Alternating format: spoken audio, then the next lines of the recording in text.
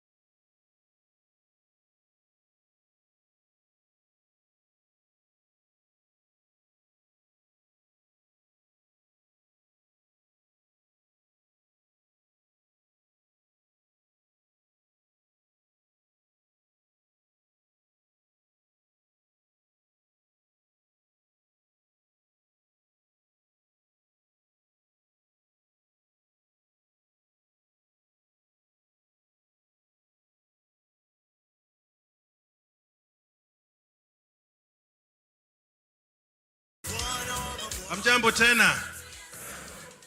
Na hamjambo hao huko juu kwa balcony. Good morning. Karibuni for this 11th annual general meeting of the Kenya Railways Staff Retirement Benefits Scheme. My name is Martin Mogwanja. I am the chairman of the Board of Trustees of your scheme. And once again, as I did last year, I'm going to apologize because I'm going to speak in English. But I want to assure you that all of you, any of you, can ask questions in Kiswahili during the question and answer period. So we will welcome all your questions from all of you. As always, we will start our meeting with prayers And I would like to invite Imam Shaban to say the first prayer. Imam, the floor is yours.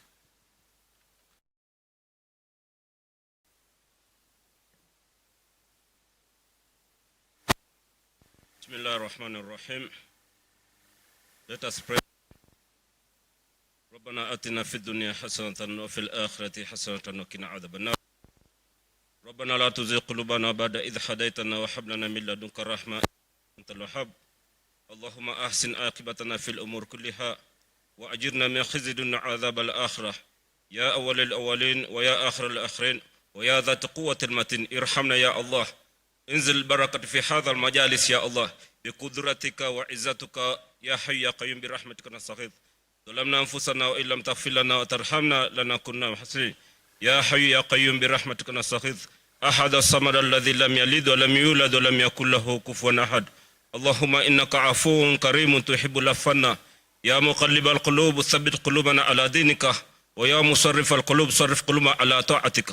اللهم إن قلوبنا وناسينا وجاري بيدك لم تملكنا فإذا فعلت ذلك كن أنت وأهدنا إلى سواء سبيلك. Ya Rabbi, mikono tumeinua, hali zetu tukujua, takabali yetu dua, tupe kila la wema ya karima. Nyoyo zetu zikunjue katika hafla kama hii, iwe ni yenye manufaa ya karima. Wa sallallahu ala Muhammadin wa ahlihi wa sahbihi wasallam walhamdulillahi rabbil alamin. Amin amin amin. Amin. I also invite Engineer Mkwenda to give us a prayer. Engineer.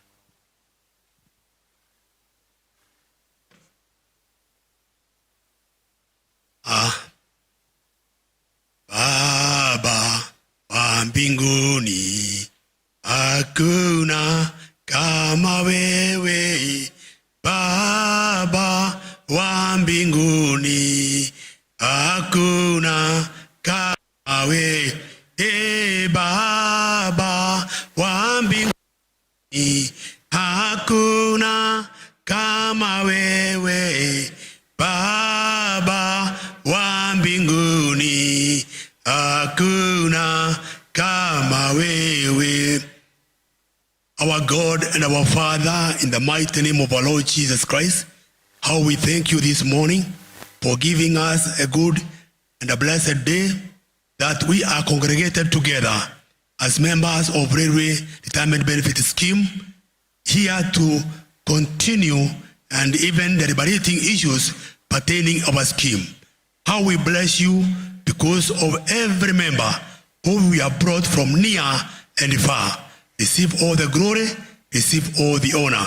How also, God, we thank you because of our management team led by our honorable chairman. God bless him and the entire board. As we continue to deliberate in the matters of this scheme in this day, how we commit ourselves unto you, that you shall lead us, and thy peace and wisdom that surpasses the human understanding shall be together with us from the beginning to the end. In the name of the Father, the Son, and of the Holy Spirit. Amen. Amen. And thank you to Imam Shaban and to Engineer Mkwenda. Welcome again, all pensioners, all beneficiaries, also all the deferred pensioners, those who are still in service but are members of this scheme. You are all most welcome to this 11th Annual General Meeting. Before we start the formalities, I would like to introduce to you the people who are here on the podium, especially starting with the Board of Trustees. So, starting on my right, I have Elijah Mokaya, who is one of the elected trustees. On my immediate left is Maurice Ombogo, also one of the elected trustees. Next to him is James Kanyeki, one of the elected trustees. On the further left is Asaba Kadima, one of the nominated trustees.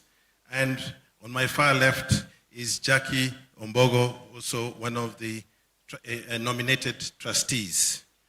There is one seat vacant currently in the Board of Trustees, and I have received apologies from one trustee, Mr. Philip Mainga, who, because of his duties as Managing Director of Kenya Railways Corporation, is unable to be here today. And another trustee, Ms. Nancy Sang, is on the way. Dear pensioners, we also have with us some distinguished guests. I also would like to introduce them.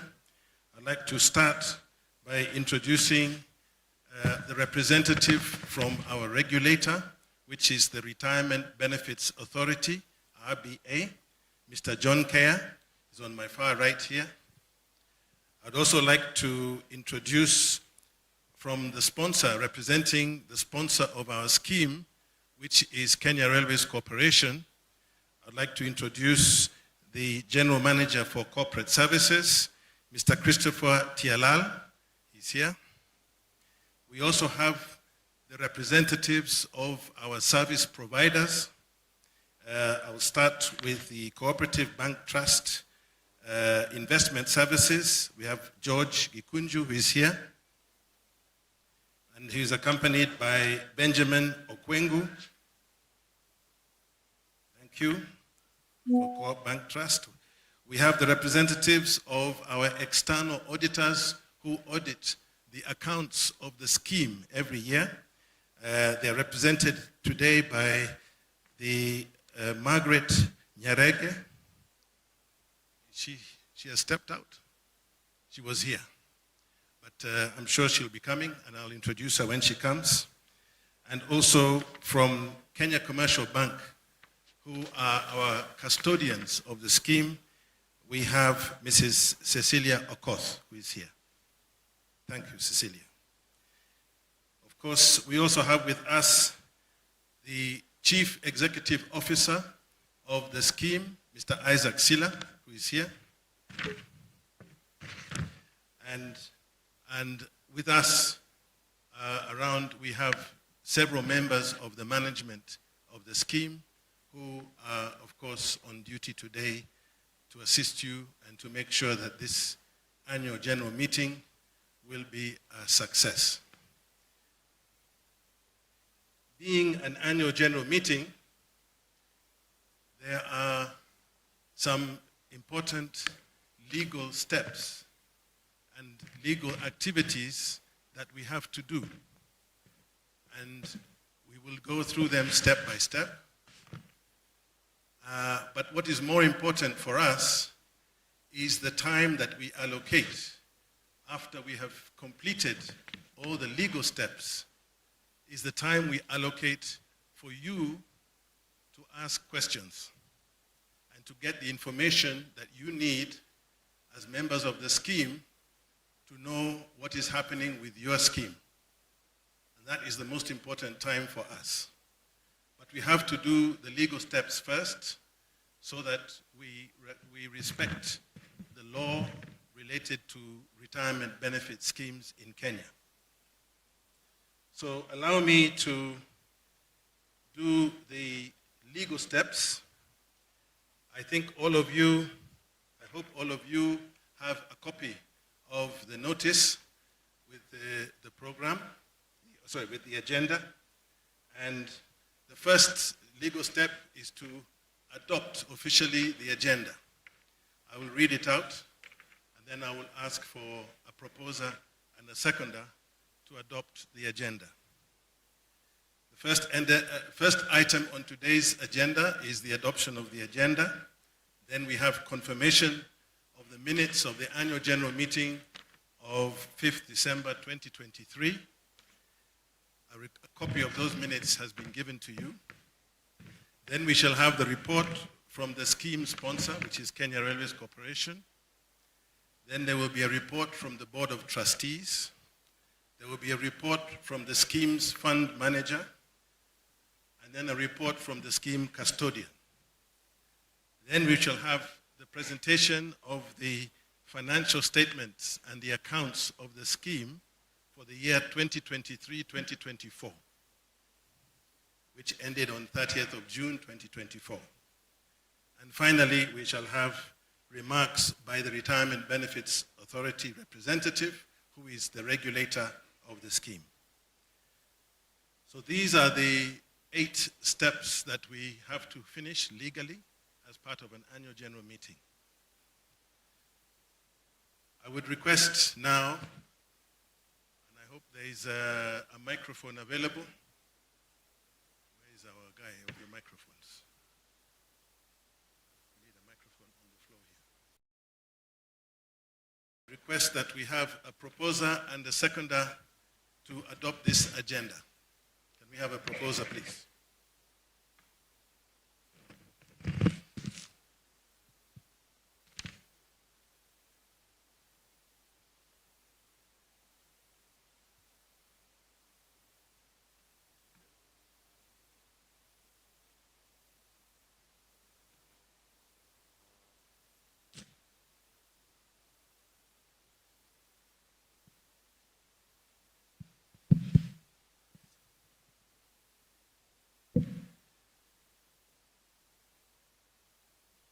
Chairman, I propose. Your name, please, sir. Chami. Your full names Hello, and check number. Hello, it's Chami. Thank you very much. Can we have a seconder, please?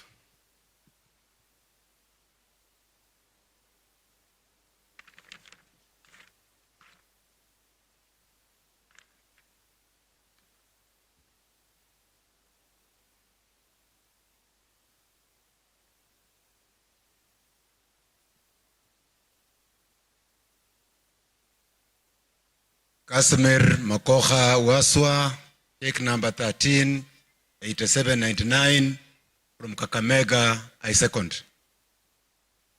Thank you very much.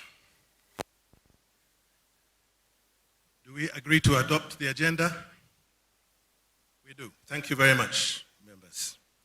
Let us go to item 2 of the agenda, which is confirmation of the minutes of the AGM held on 5th December 2023. All of you have received a copy, I hope, of these minutes. It should be with you. And I'm going to go through the minutes on a page by page basis. So we just look at each page. If there are any issues, then I will ask that they be brought up. The first page is a list of the principal attendees. I would note that last year we also had 1,400 or so pensioners attending.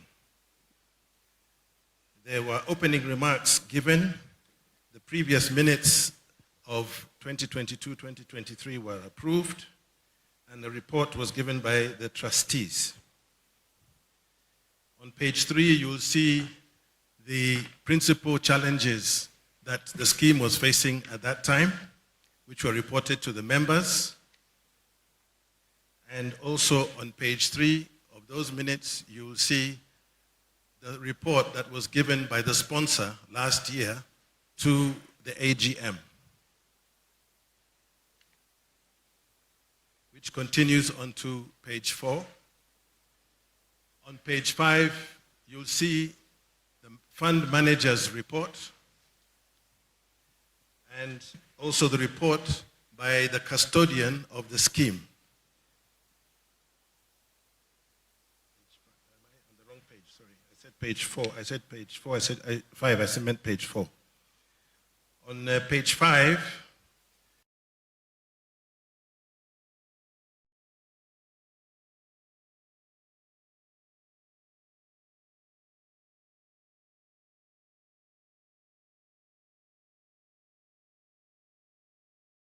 get everybody's name correct this year. So the correction, dear members, on page 6, minute number 9 on page 6 is the name should be Boniface Ogola. And I'm also told that the name of Mr. Matthew Tuikong has been misspelt. It should be spelled.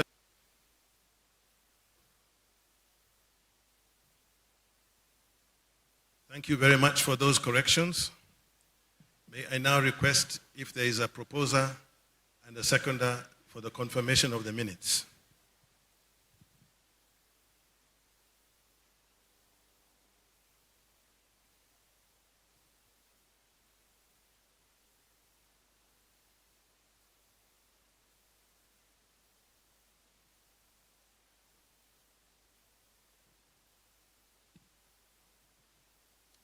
Good morning, everybody. My name is Eustace Maina Waidhiru, check number 244934H. I confirm the minutes as the true record of the previous minutes. Thank you very much. Can we have a seconder, please?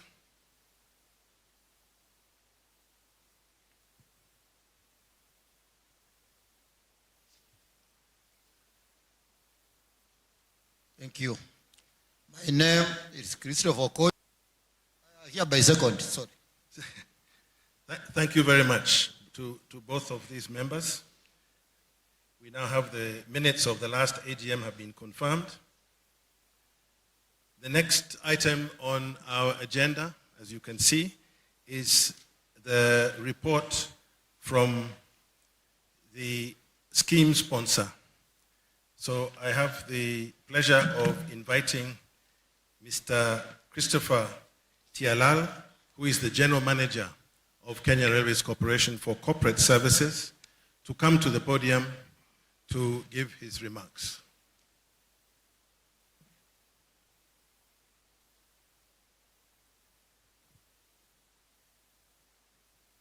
He seems to have stepped out, so we will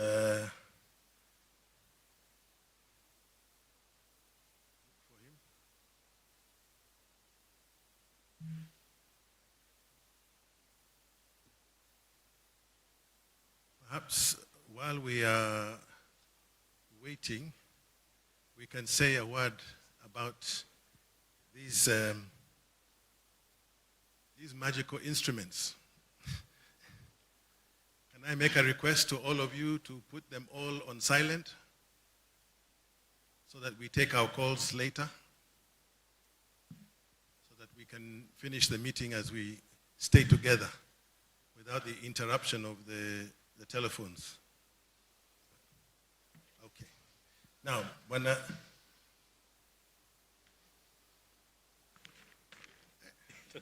think you can see why we need to put them on silent. Now, Bwana Tialal is back, so I will request now the General Manager for Corporate Services of Kenya Railways Corporation, Mr. Christopher Tialal, to come and make remarks on behalf of the sponsor, Bwana Tialal.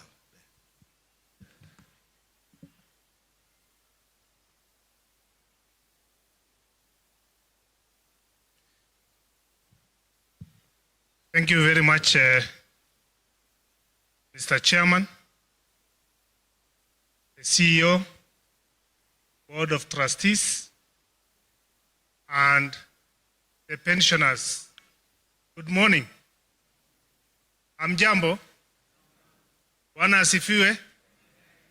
Asifiwe tena. Nimefurahi sana kuwaona. The Chairman, thank you very much for this opportunity.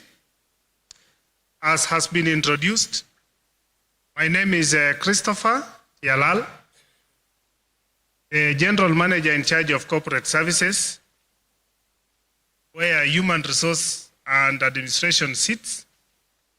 And I'm here this morning to represent the Managing Director of Kenya Railways. And from the outset, I would like to tender his apologies. He has conveyed his apology personally to the chairman, and he has asked me to come and represent him. And first of all, I bring his greetings, and he says he's one of you, and he's with you, and he wishes you well. Mumepokea salamu ya MD? Asante sana na nashukuru. So, Chair, I will make very brief remarks. And the first thing I wish to note is, as Kenya Railways Corporation, we are very grateful to the Board of Trustees for their continued professional management of the scheme. And we also want to thank the pensioners for their continued participation in the affairs of the scheme. As the sponsor, We have continued to offer support, especially in the area of payroll payments that have come to us or where the Board of Trustees has made a request for us to make. We have not let them down. And therefore, we continue to encourage the Board of Trustees to continue on that trajectory, ensuring prudent management of the scheme. And we assure you of our support as the sponsor. In whichever way you want, we are always available. We are represented in the Board of Trustees, and we will continue to play our role as is expected by law. Some of the activities that we are participating in and they are ongoing are things like the interest we expressed in the purchase of Block D, and which negotiations are ongoing. As this further, and where the sponsor will develop any other interest with the properties of the scheme, will follow the due process and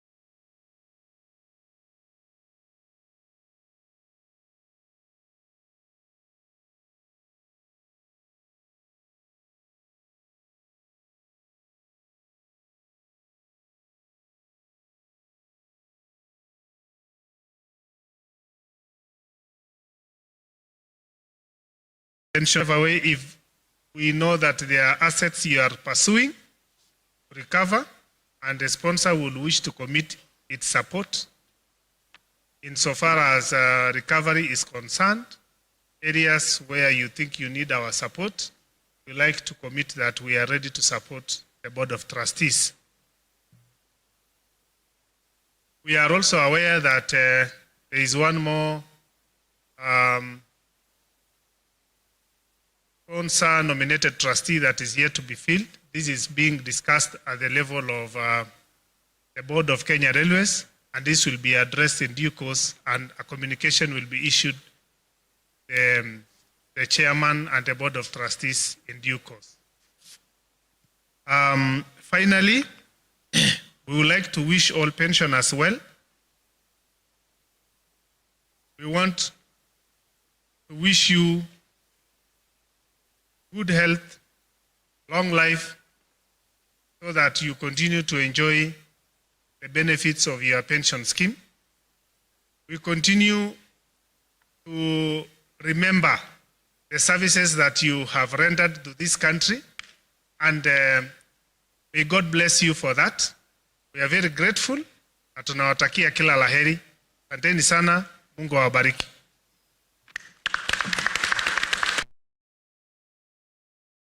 Thank you very much, Mr. Christopher Tialal, for that report from the scheme sponsor.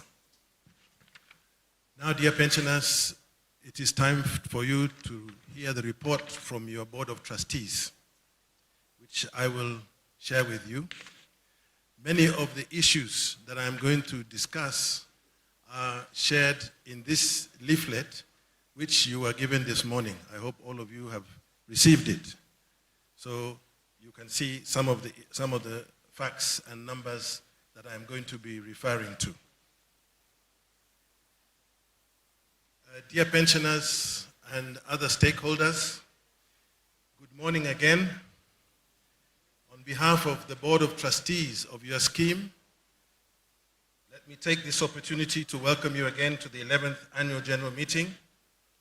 I want to thank all of you for being here, particularly my fellow trustees, the representatives of the sponsor, the Retirement Benefits Authority, the scheme's fund manager, the scheme's custodian, and the scheme's auditor, as well as the scheme staff who are attending. I thank all the pensioners, all the beneficiaries, all the deferred members who have come today. We are really happy to see such a very good attendance. Last year we had over 1,400, but today I suspect we are going to break that record. And it is very good to see each and every one of you here. We thank God for that. As I'm speaking, I know many of you have questions. You would like to find out more information on the topic. And so what we have done, we have provided you with a paper and a pen, and we ask and request that you please write your questions down. When the time comes for the questions and answers, we will address those written questions first before we come to the verbal questions. As you all know, the scheme's trustees and management have been out throughout the country having meetings with all of you. In total, we had 36 meetings with members across the whole country, from Mombasa to Malaba, from Port Victoria to Taveta, from Nanyuki to Nairobi. In total, no less than 4,096 pensioners, 4,096 pensioners attended those membership awareness sessions, which, as you can see, is a very large share of our membership. And we were very happy to meet all of you in your own county, in your own sub-county, and to speak with you, discuss with you, and hear from you directly the issues that are of concern. It is intention of this board to continue having such meetings and such dialogue with the members so that we can understand your concerns and we can try to attempt to address them, and at the same time you will also understand the issues that are constraining or affecting the performance of your scheme. I've already introduced the members of the Board of Trustees, so I'm not going to do so again. But I am going to mention that this year we had a new trustee who joined us. He was an elected trustee who was elected in a special general meeting which took place on the 27th of February, and his name is Maurice Ombogo, and I think we should congratulate him on his election. Congratulations, Maurice. Maurice is going to be serving a 3-year term as one of the elected trustees on the board. Let me take this opportunity to remind members that when we have an election for the elected trustee positions, the positions are for a 3-year term. That is as per the trust deed and rules. I'll also remind members that each member, each principal member, has one vote. Now, some members have more than one beneficiary. For example, those who have more than one wife. And in this case, only one of the beneficiaries can vote. You cannot have 2 beneficiaries voting on behalf of the late member. I have already introduced the service providers, the Co-op Trust, who is the fund manager, Kenya Commercial Bank, who is the scheme custodian, and Ronald's, who is the scheme auditors. Let me move on and talk about the scheme membership. Where are we as a scheme today? As you know, this is a defined benefit scheme, which means that all the members, and it's a closed defined benefit scheme, which means that all the members who are members of this scheme were defined as members in October of 2006 when the scheme was formed. There have been no new members since and no new contributions from members since. It is a closed, defined benefit scheme. The average age of our scheme continues to rise. Currently, it is about 70.4 years. I think when a regulator, this is probably the scheme with the oldest average age of pensioners in the country. And you can understand why, since it was formed 18 years ago by among a large number of staff who were working with Kenya Railways at the time. As of 30th of June this year, we have 6,051 active pensioners. Those are pensioners receiving a monthly pension. We also have 769 beneficiaries of pensioners who have passed on. They're also receiving a monthly pension for 5 years. And we have 618 deferred members, members who are still working and have not yet reached retirement age. And when they reach retirement age, they will start to receive a pension. But dear members, the number that concerns this Board of Trustees is the number of suspended members. Suspended members. What are suspended members? Suspended members are pensioners who retired from Kenya Railways, were members of this pension scheme, but when we held a census in 2012 and 2017 and again in 2022, we could not find them. We could not locate them. And because we could not locate them, according to the law, we have to suspend their membership until we can confirm their presence. Now, we have prepared a list of those 927 suspended members. I hope that list is available, CEO. Is it available? It is available. How many copies do you have, Bwana Kikuvi? How many? 10. Okay, some upstairs, please. 5 downstairs and 5 upstairs. So, details. When we send a message by SMS, it does not reach you because we don't have your correct SMS number, your correct phone number. So please, do update your personal details. You can do this on the website. If you have a smartphone or through an internet cafe, go online to the scheme's website and update your details there. It's very important that we do that. And the auditors have also recommended that we do a census of the scheme on an increased frequency basis. We used to do every 5 years, and now we are doing it every 2 years. So please continue to expect the census every 2 years. The most important function of this scheme is to pay per month.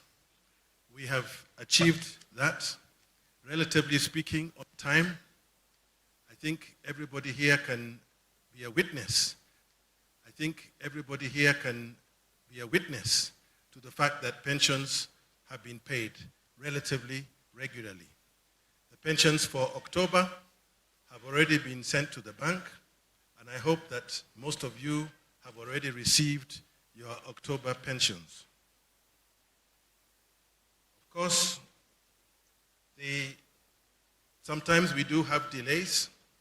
We are still pursuing payment from our creditors to make sure that they pay us what is due, particularly for the acquisition of Nairobi Railway Club land, and of course the issues related to collection of rent. These are the two main sources of income for the scheme: rent collections and the conversion of landed property into financial assets, because financial assets can be easily transformed into cash to pay pensions on time. So this is the main activities. Our aim as a board, the first priority that we have is to pay monthly pensions on time. That is our first priority. We also have the issue of arrears. Arrears has been a long-standing problem for the railway pension scheme. And we have been looking in detail at what is the composition of these arrears. When we say arrears, arrears is a big word. It covers many different things. And this year, we have undertaken an in-depth exercise to understand exactly what are the different kinds of arrears that the scheme owes to you, the pensioner. And I want to go through the different types of arrears a little bit so that we understand. The first type of arrears that we have is that there are some pension increments that were due to be paid to pensioners between January 2014 to June 2021. 3% up to 2020, and then 5% annual increments from there on. And these have not been paid yet. The total due to clear these arrears is, as of 30th of June this year, is 508 million shillings. The second type of arrears is an increment of 1,000 shillings across the board increment that was given by the corporate trustee in May of 2017, which was never paid. And from that date until now, including the interest due, it has now totaled 681 million shillings for that, just for that 1,000 shilling increment. The third payment is delayed pension payments. Every year, because of the nature of the cash flow problems that we have, we end the year with some immediate monthly pensions unpaid. And at the end of 2023-2024 financial year, the amount of delayed pensions was 268 million. Fourthly, we also have occasions where we send money to you, to your bank account or to your M-Pesa account, and then it comes back to us. The bank says, no, we don't have this person here anymore, or the M-Pesa number is not working anymore.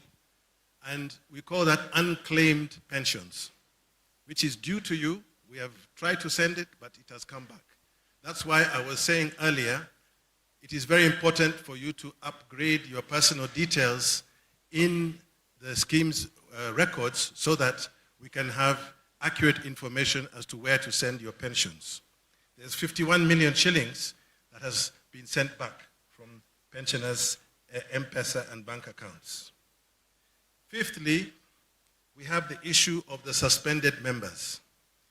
You recall I just mentioned about 927 members have been suspended because we did not find them during the census. But their pensions are still accumulating. And if we find them, of course, we will pay them. The pension total for those suspended members is 690 million shillings. That's a considerable sum. And then we come to the issue of interest. As you may know, the regulator issues regulations from time to time concerning the operations of retirement benefit schemes. And in our case, as a defined benefit scheme, we have recently had our regulations updated. And in those updated regulations, it is now stated very clearly that any amount of pension which is delayed in payment has to be paid with an interest attached to it to compensate for the delay. And we have calculated how much do we owe the retirees who have already retired, who are receiving a pension. When they started getting a pension, they were getting a lump sum or a gratuity. And those lump sums were delayed in payment, and the interest which is attracted to that is now to be paid with 1.198 billion shillings. 1.198 billion shillings. And finally, we have the interest due to deferred pensioners who have not yet reached retirement age, but when they do, there's also interest on their lump sums from October 2006. And we have calculated that to be 636 million shillings. So altogether, the outstanding pensions due to you is 3.824 billion shillings. And we have recorded this specifically in the financial statements so that it is documented as a liability, as a debt that is owed by the scheme to the pensioners. The figure may appear large to you, but at the same time, let me say that just one of our debtors, the Kenya National Highway Authority, owes the scheme at this point 3.535 billion shillings, which could clear 95% of that debt due if it was paid immediately. We have also clarified and documented properly benefits due to deferred members. Deferred members are those who are still working in the Kenya Railways, have not reached retirement age. When they reach retirement age, they will be eligible to receive their pensions. We have now made sure that all pensioners, all deferred members who retire are now receiving their correct pension with all the increments included from 2006 onwards, as well as the 1,000 shillings increments. We are also clearing, step by step, year by year, those who retire in terms of their lump sums and their gratuities. So far, we have cleared all the lump sums up to 2020, and those have been cleared. As we go forward, and people, we will be clearing those who retired in 2021, who retired in 2022, and so on. Dear members, that is what we owe as pensions. Where do we get the funds? As I said earlier, we have two principal sources. One is rent collection, and the other one is converting our property assets into financial assets, because financial assets can be easily converted into cash for the purposes of paying pensions every month. What is a financial asset for this purpose? We have, of course, our investment advisors here from Co-op Trust Bank, who will give us more on this, but financial assets are things like savings accounts, bonds, treasury bonds and treasury bills, certificates of deposit, even shares on the stock exchange, annuities from insurance companies, etc., etc. These are the different kinds of financial assets which are more useful to us as a scheme, because when we need liquid cash to pay monthly pensions, it is easy to convert a financial asset into cash than it is to convert property into cash. So that is why the principal activity of the Board of Trustees, aside from making sure that we pay monthly pensions every month, is to convert the property assets into financial assets. And as we do that, but rent collections is also an important part of what we do. We are collecting about 538 million shillings every from the rent, but there have been distinct problems that affect our rent collection, particularly in the large estates such as Landemawe and Makongeni. We have cartels, we have gangs, we have resistance from both legal and illegal tenants who resist the collection exercises, and so on. We have recently set up a rent collection task force composed of some members of the Board of Trustees, together with the management, members of management, and also with the railway police, to go around and to try and enforce rent collection or eviction where we can, to get the premises back into our possession. One particular area of challenge is where we have court cases put against the scheme when we try to exercise our role as landlords with relation to tenants.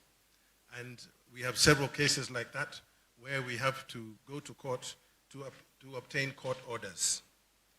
One particular area of concern is Mudurwa Estate here in Nairobi, where we have a number of illegal tenants who continue to occupy the space and who have taken us to court severally to prevent us undertaking the eviction necessary.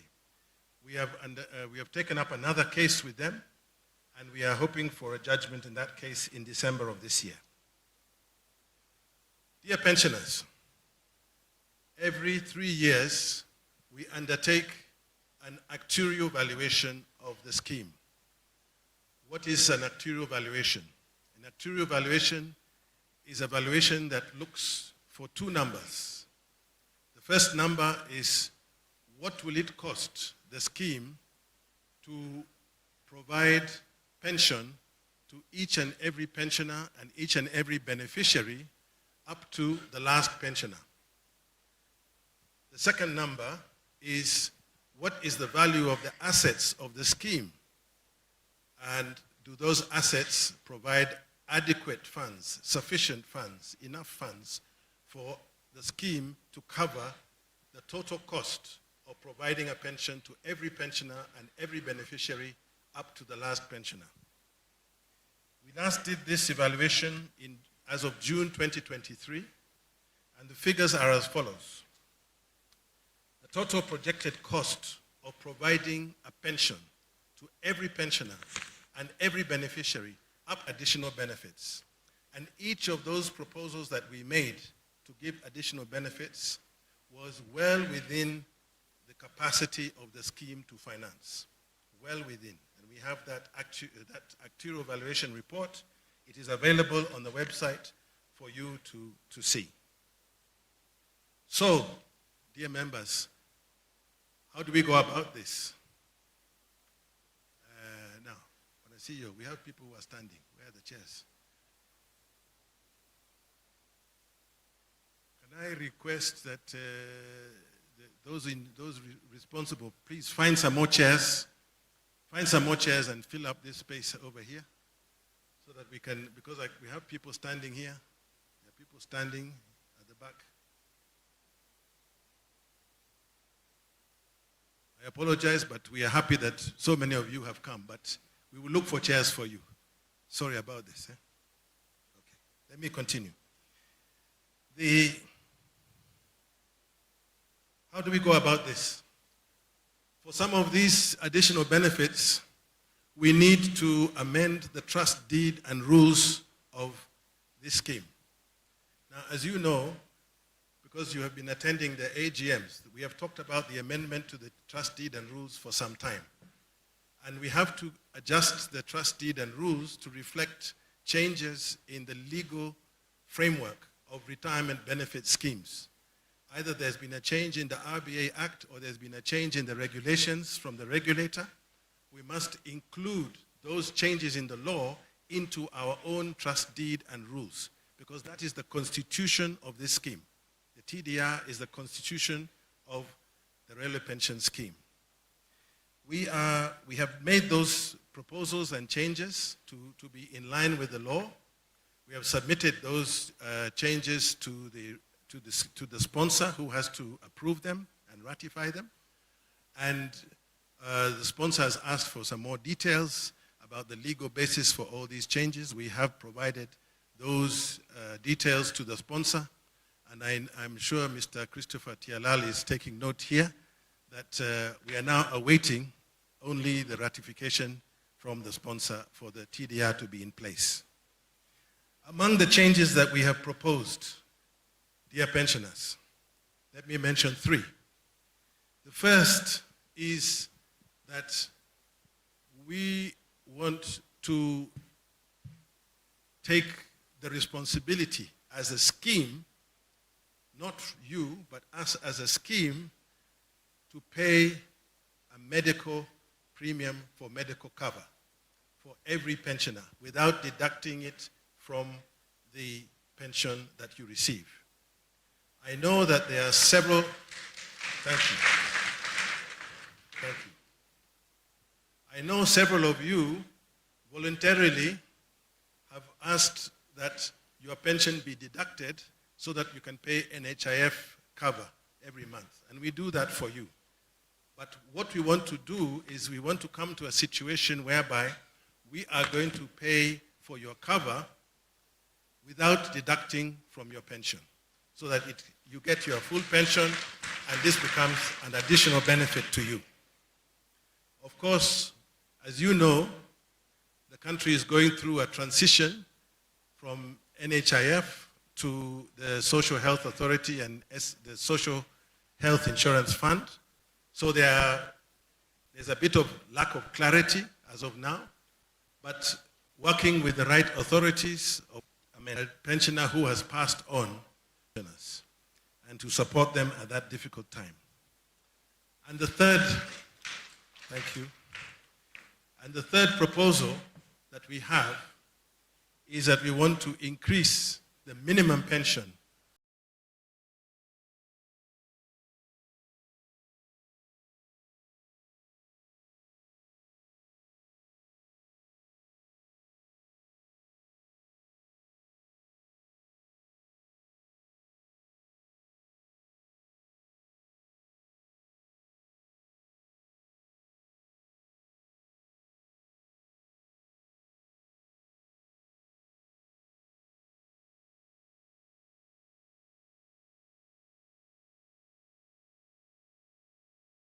of resources in the scheme.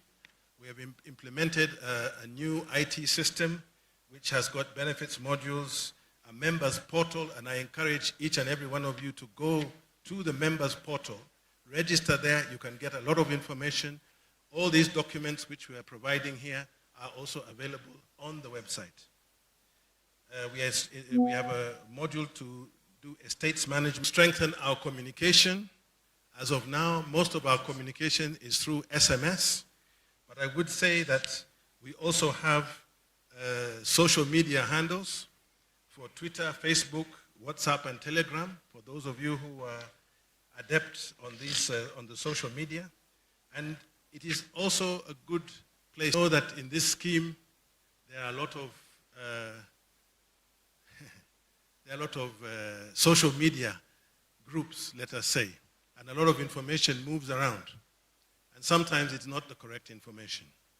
And sometimes it's even wrong, very wrong information.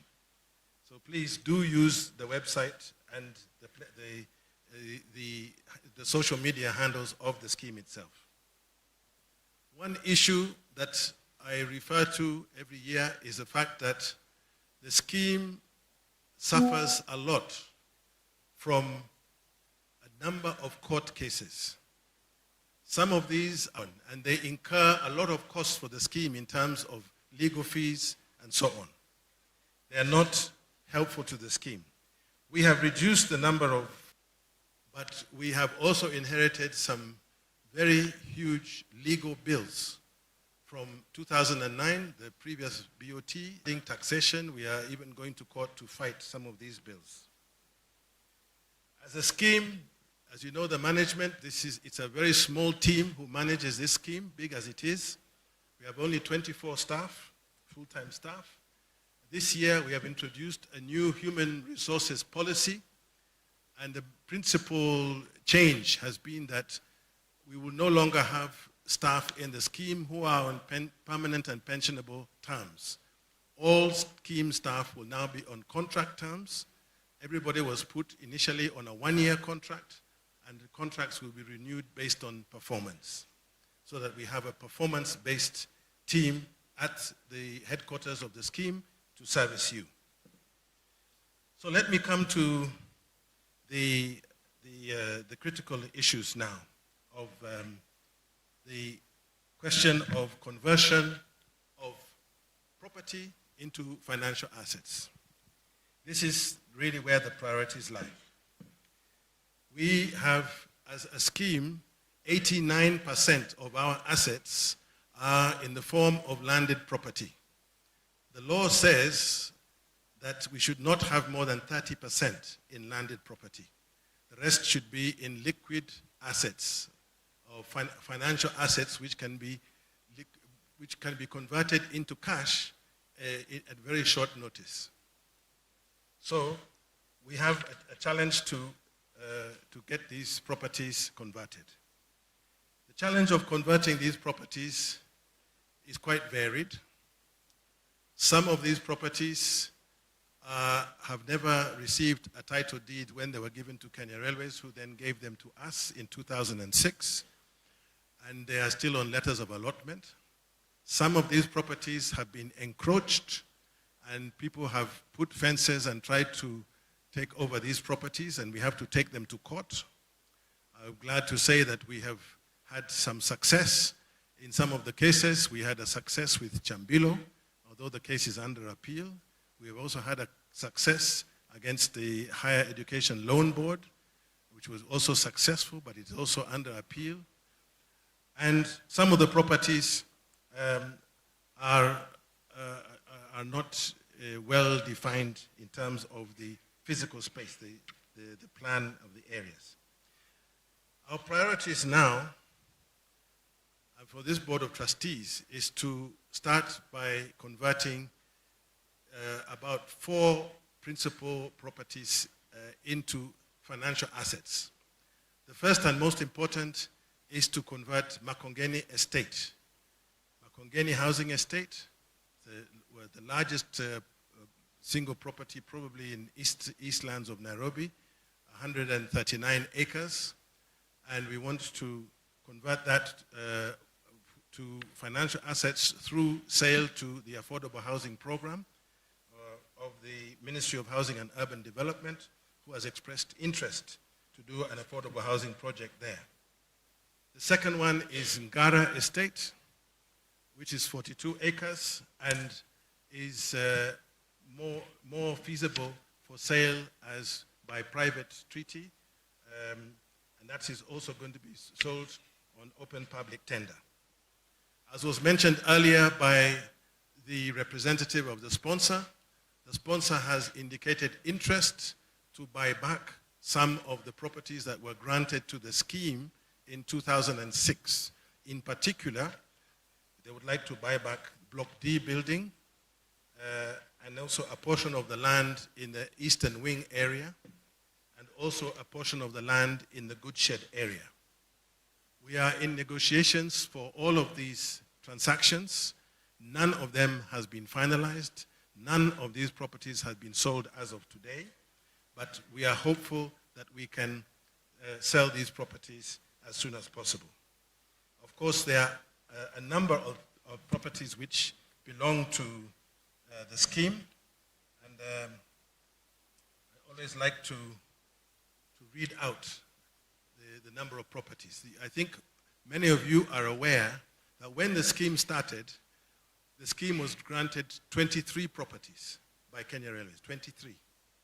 As of today, 13 of those properties have been sold. 13 have been sold. We are left with 10 properties. Let me read out those properties, and you'll find those lists in the financial statement of the scheme, which is a document which I'm holding here. If you go on the website, you'll be able to see this financial statement, and you'll be able to see this list, but I'll read it out for you. The properties which are still in possession of the scheme are Mudhurwa Estate, Ngara Estate, Upper Hill, some houses in Upper Hill, the headquarters Eastern Wing, including Block D, Matumbato, there are 2 properties in Matumbato, Chambilo, one property in Mombasa, Chambilo, Makongeni Estate, Goodshed area, and Landmawe Estate.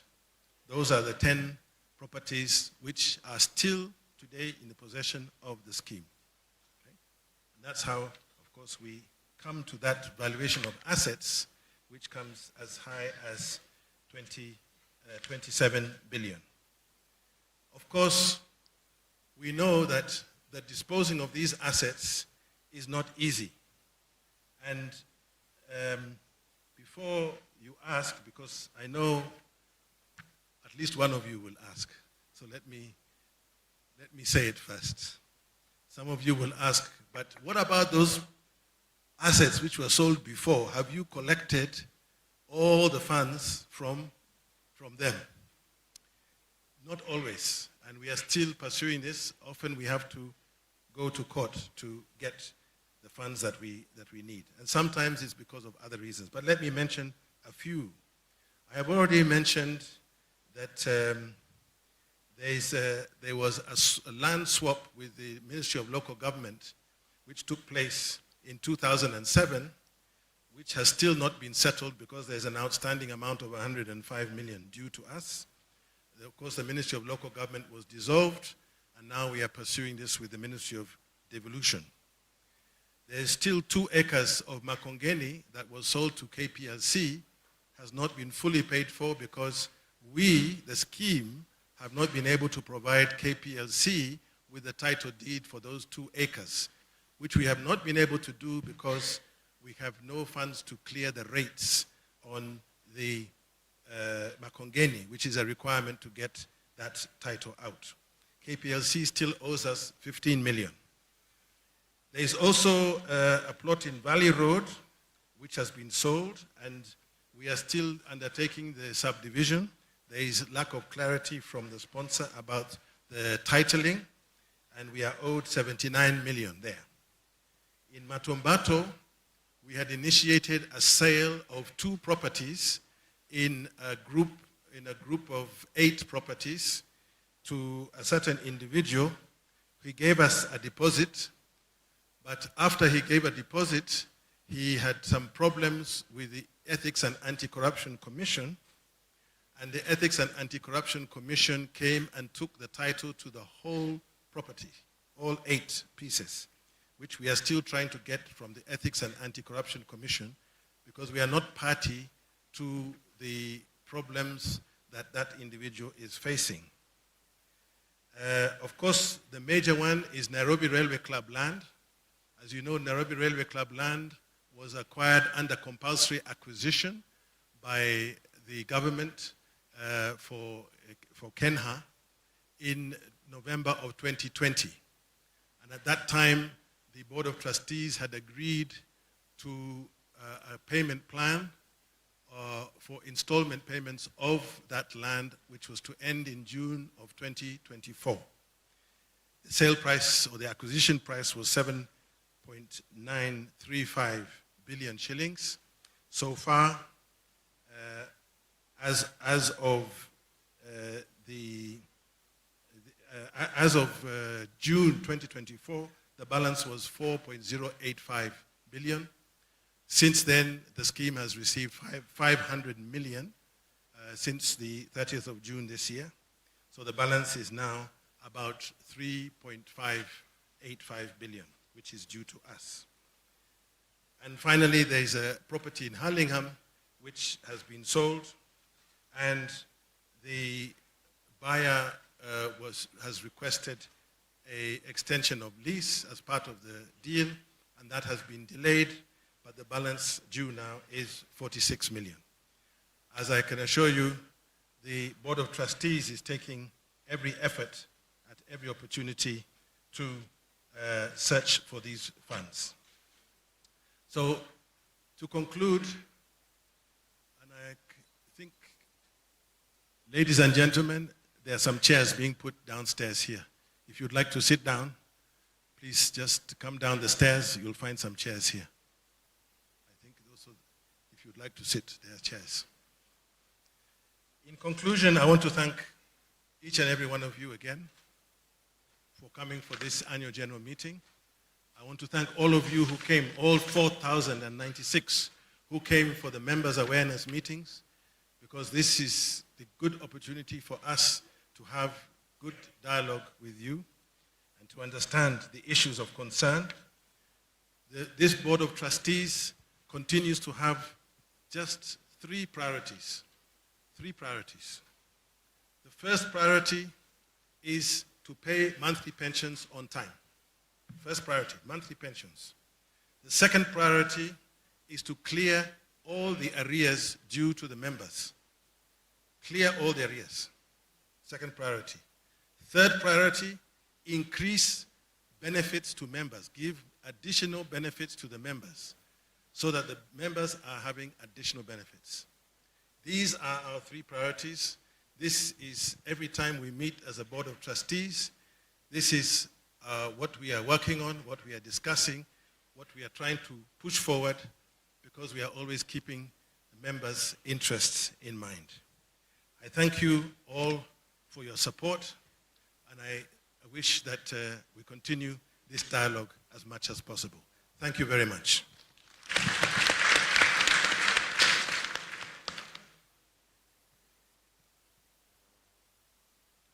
So, with apologies for that very long statement, I now invite the service providers, starting with the scheme fund manager, who will come forward to give a statement on behalf of their responsibilities in the scheme.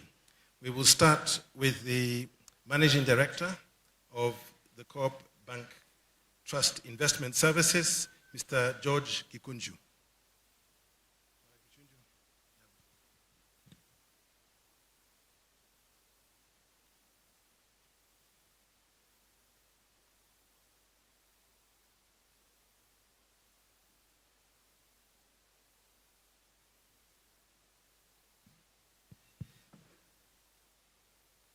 Chairman, Board of Trustees, Management of Kenya Railways, SRBS, members, good morning. Hamjambo. Hamjambo tena. Mungu asifiwe. Mungu asifiwe tena.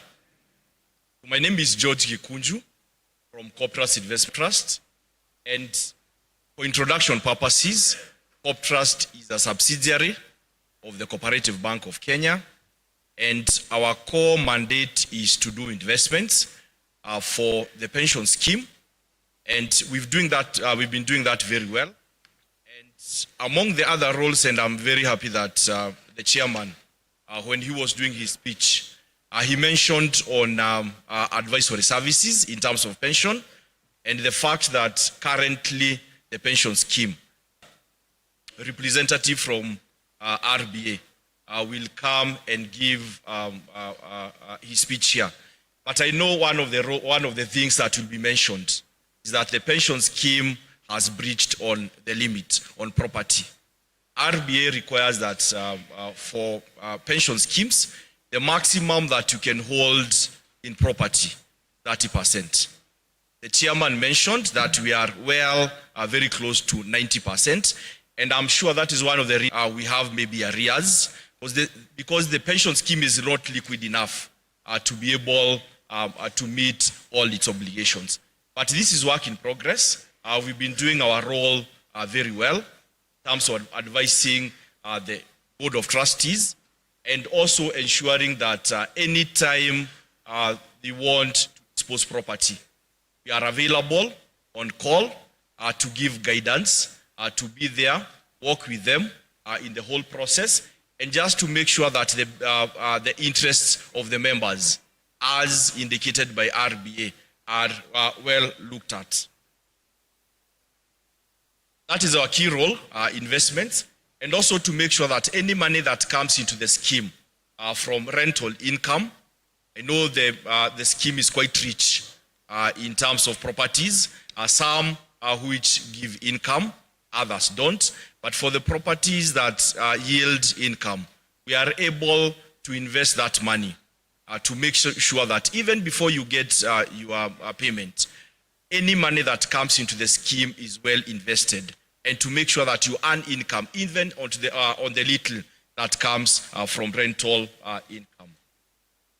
I will mention and highlight what the scheme went through in terms of the economy, what we saw last year, and some of the money that we are investing, a lot of this money being invested in deposits, just to make sure that any time that money is required to pay your benefits, that money is available. So we invested in deposits, yielding very good yields. All of us know that the last 1 year, deposits and interest rates have gone up. So the pension scheme was able to benefit from this. On the rental income that came into the scheme, this money was being invested in very good, high-yielding deposits. I think also to mention that even as we continue, and is to assure members that even into the year that we're going into, that is the year 2025, we'll continue to give investment advisory to your trustees when they are disposing the properties, and this is something that we've done so well. We'll continue to give investment advisory, guidance on the process when we are disposing the properties, and also to make sure that any money that comes in, and the chairman highlighted some of the properties that we're looking at, and some of the procedures that we have to follow to make sure that members get their benefits and are paid on timely basis. Members, I won't take a lot of time. I think for me, it's to assure you again, as your fund managers, Corp Trust Investment Services, we shall continue work with your trustees, also with the management, and through the CEO, Mr. Isaac. I think we've done so well in terms of coordinating with the management. As your fund managers, the management through the CEO, we've done it so well in terms of when we dispose in property, we always on call to make sure that the process is well followed. Members, I think I'll end my presentation there, assuring you that as your fund managers, we'll continue to guide the trustees and secretariat and do the reporting that is needed to the Retirement Benefits Authority, just to make sure that you members are paid and are comfortable. Thank you, and God bless you.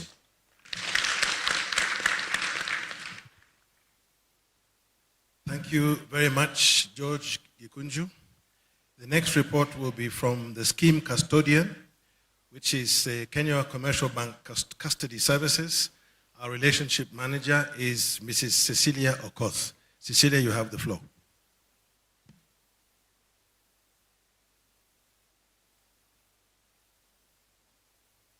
Good morning.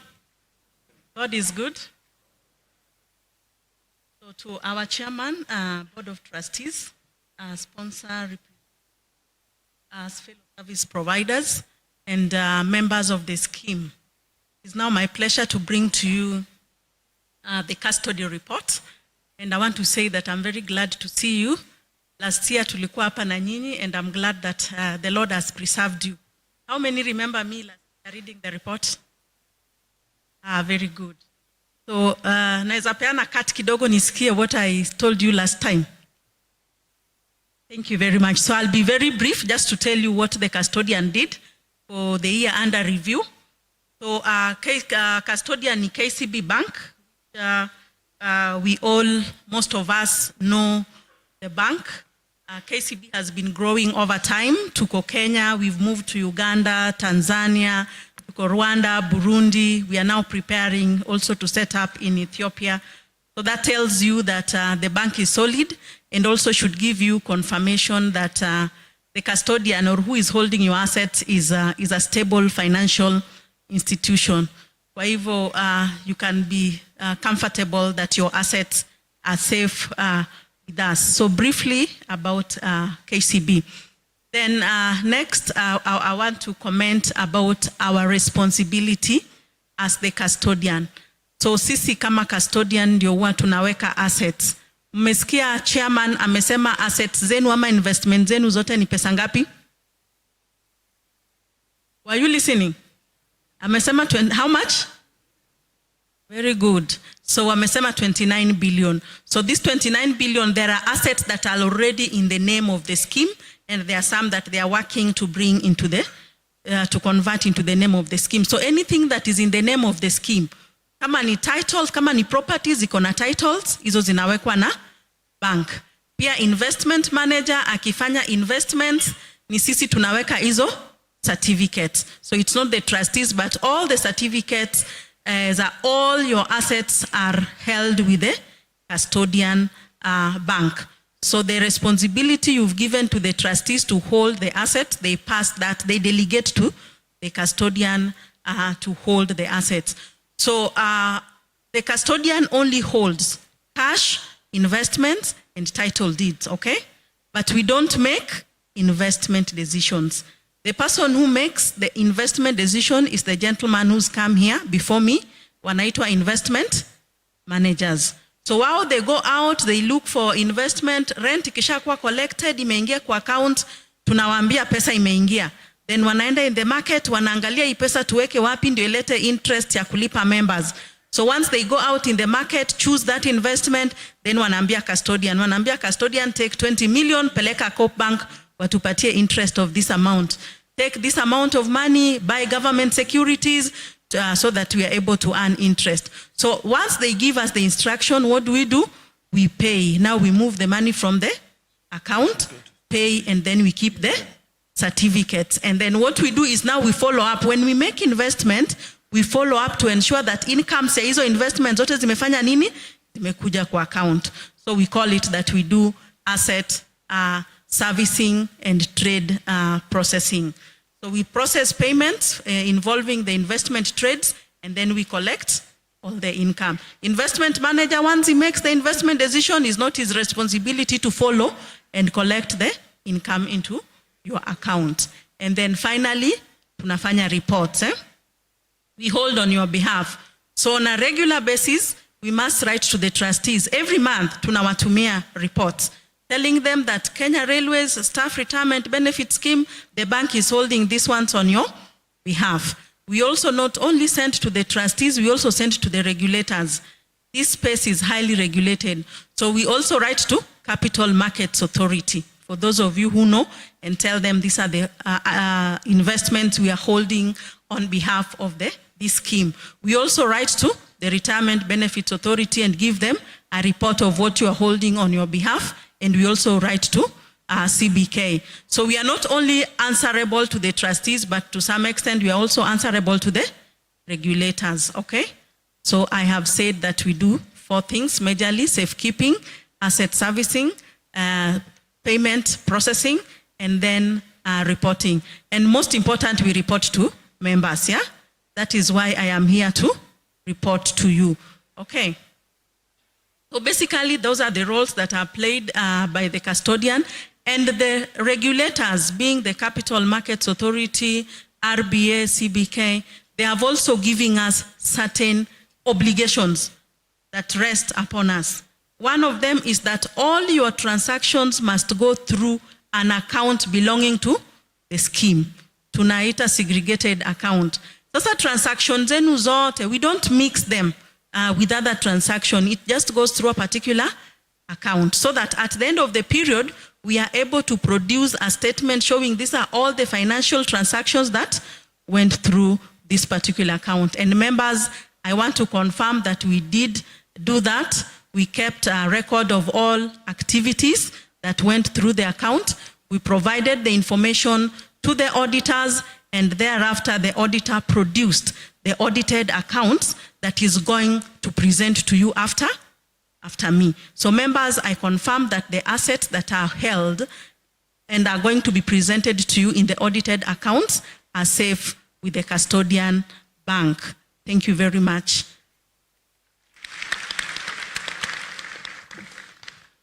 Thank you very much, Mrs. Cecilia Okoth from KCB. We are now going to hear the report and the presentation of the financial statement for the year from 1st of July 2023 until 30th of June 2024 by our accounts external auditor Ronalds LLP, and today they are represented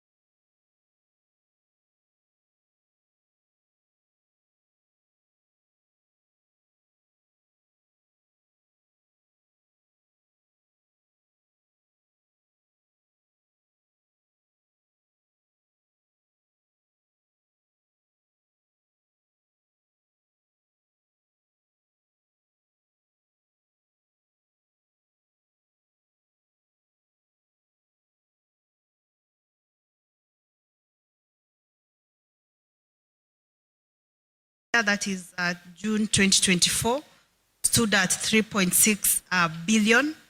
And we have some breakdowns of there from the monthly pension payable in the year, the pension arrears, that is Kenya shillings 1,000 increase, that's dealings with members at the close of the year.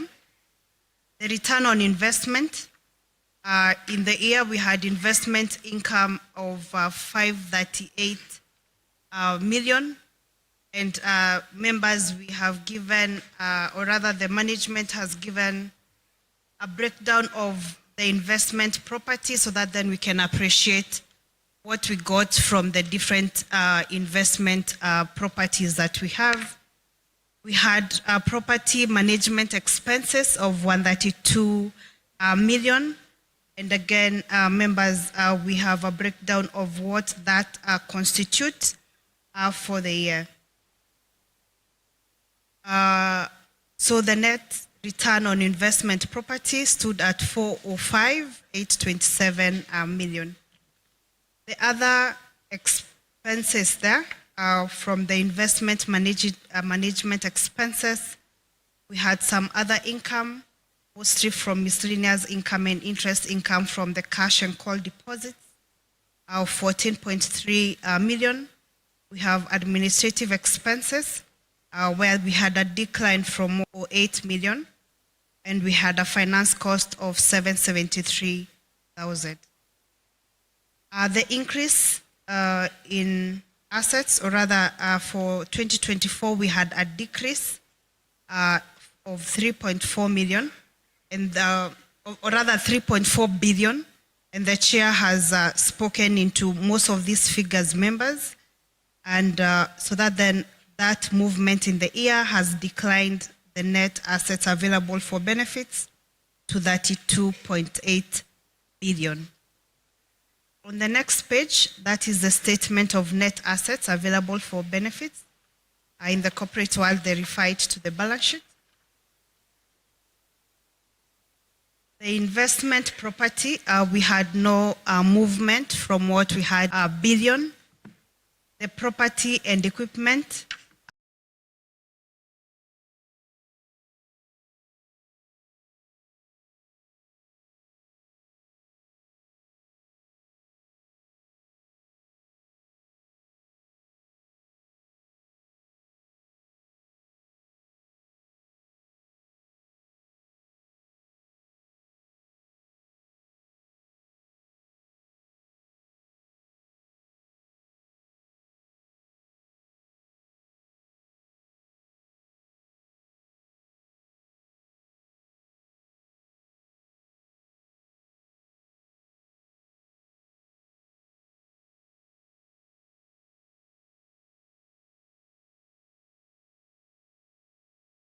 disposal of property, which stood at almost 4 billion, and the others are other receivables like prepayments and staff advances and some other prepaid expenses that we had at the close equivalent.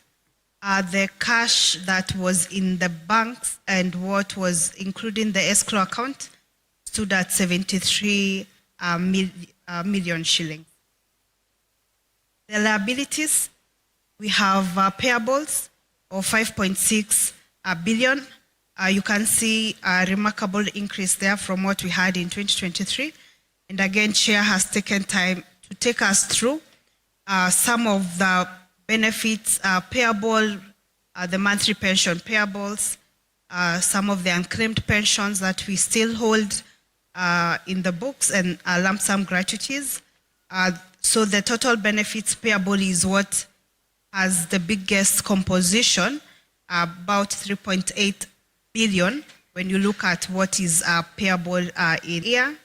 So our net assets available for benefits stood at 32.8 billion.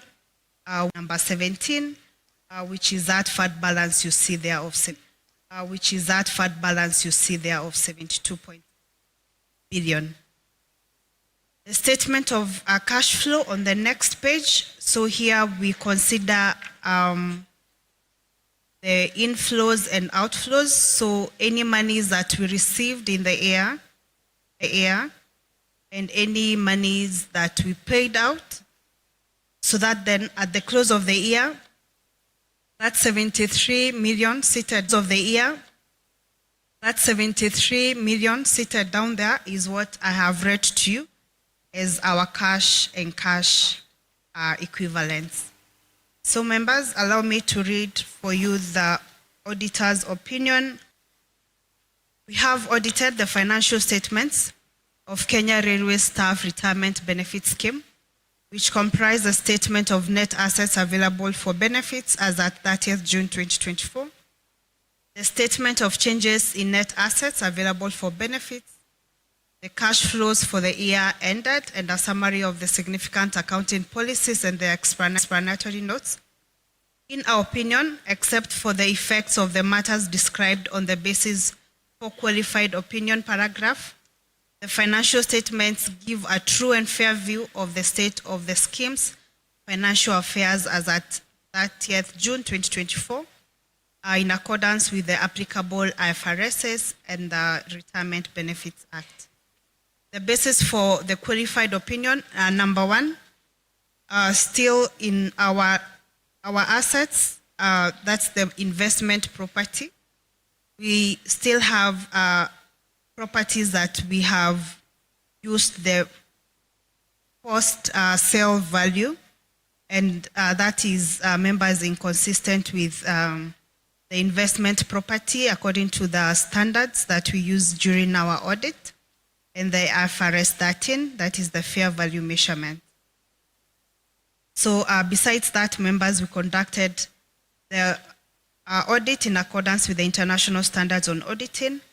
We are independent of the scheme in accordance with the International Ethics Standards Board for Accountants, Code of Ethics for Professional Accountants, and other independence requirements applicable to performing audits of financial statements in Kenya.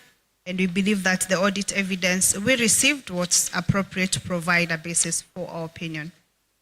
On the next page, we have an emphasis of matter, and the fund manager mentioned these members, and also the chairperson, where still, as we audit your financial statements, we note that there is some non-compliance with the RBA in terms of the investment guidelines, where we are still holding up to 89% of our scheme's investments in immovable assets.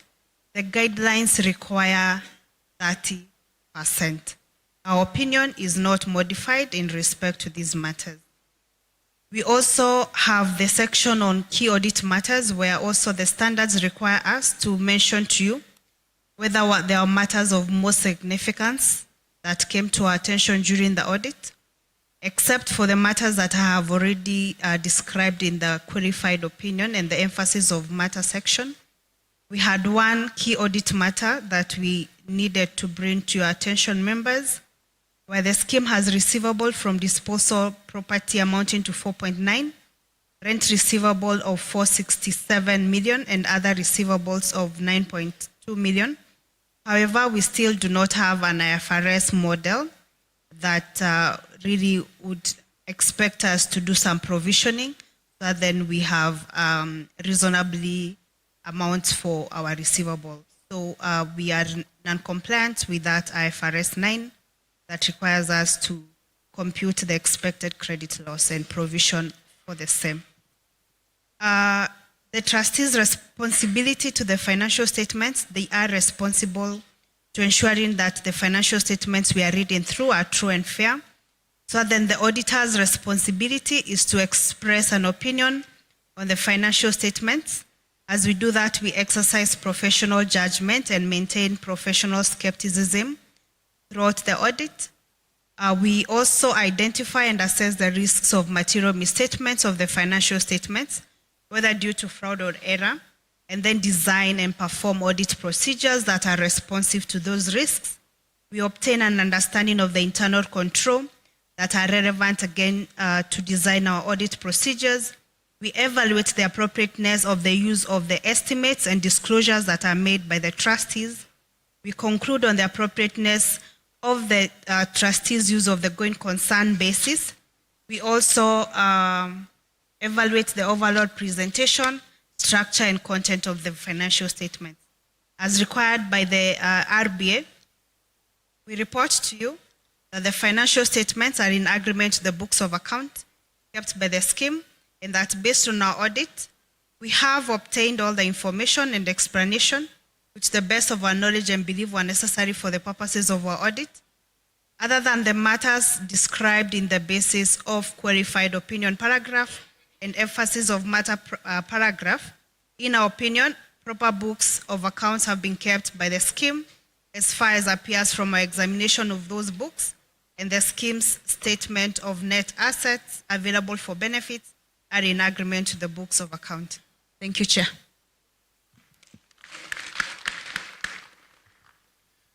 Thank you very much.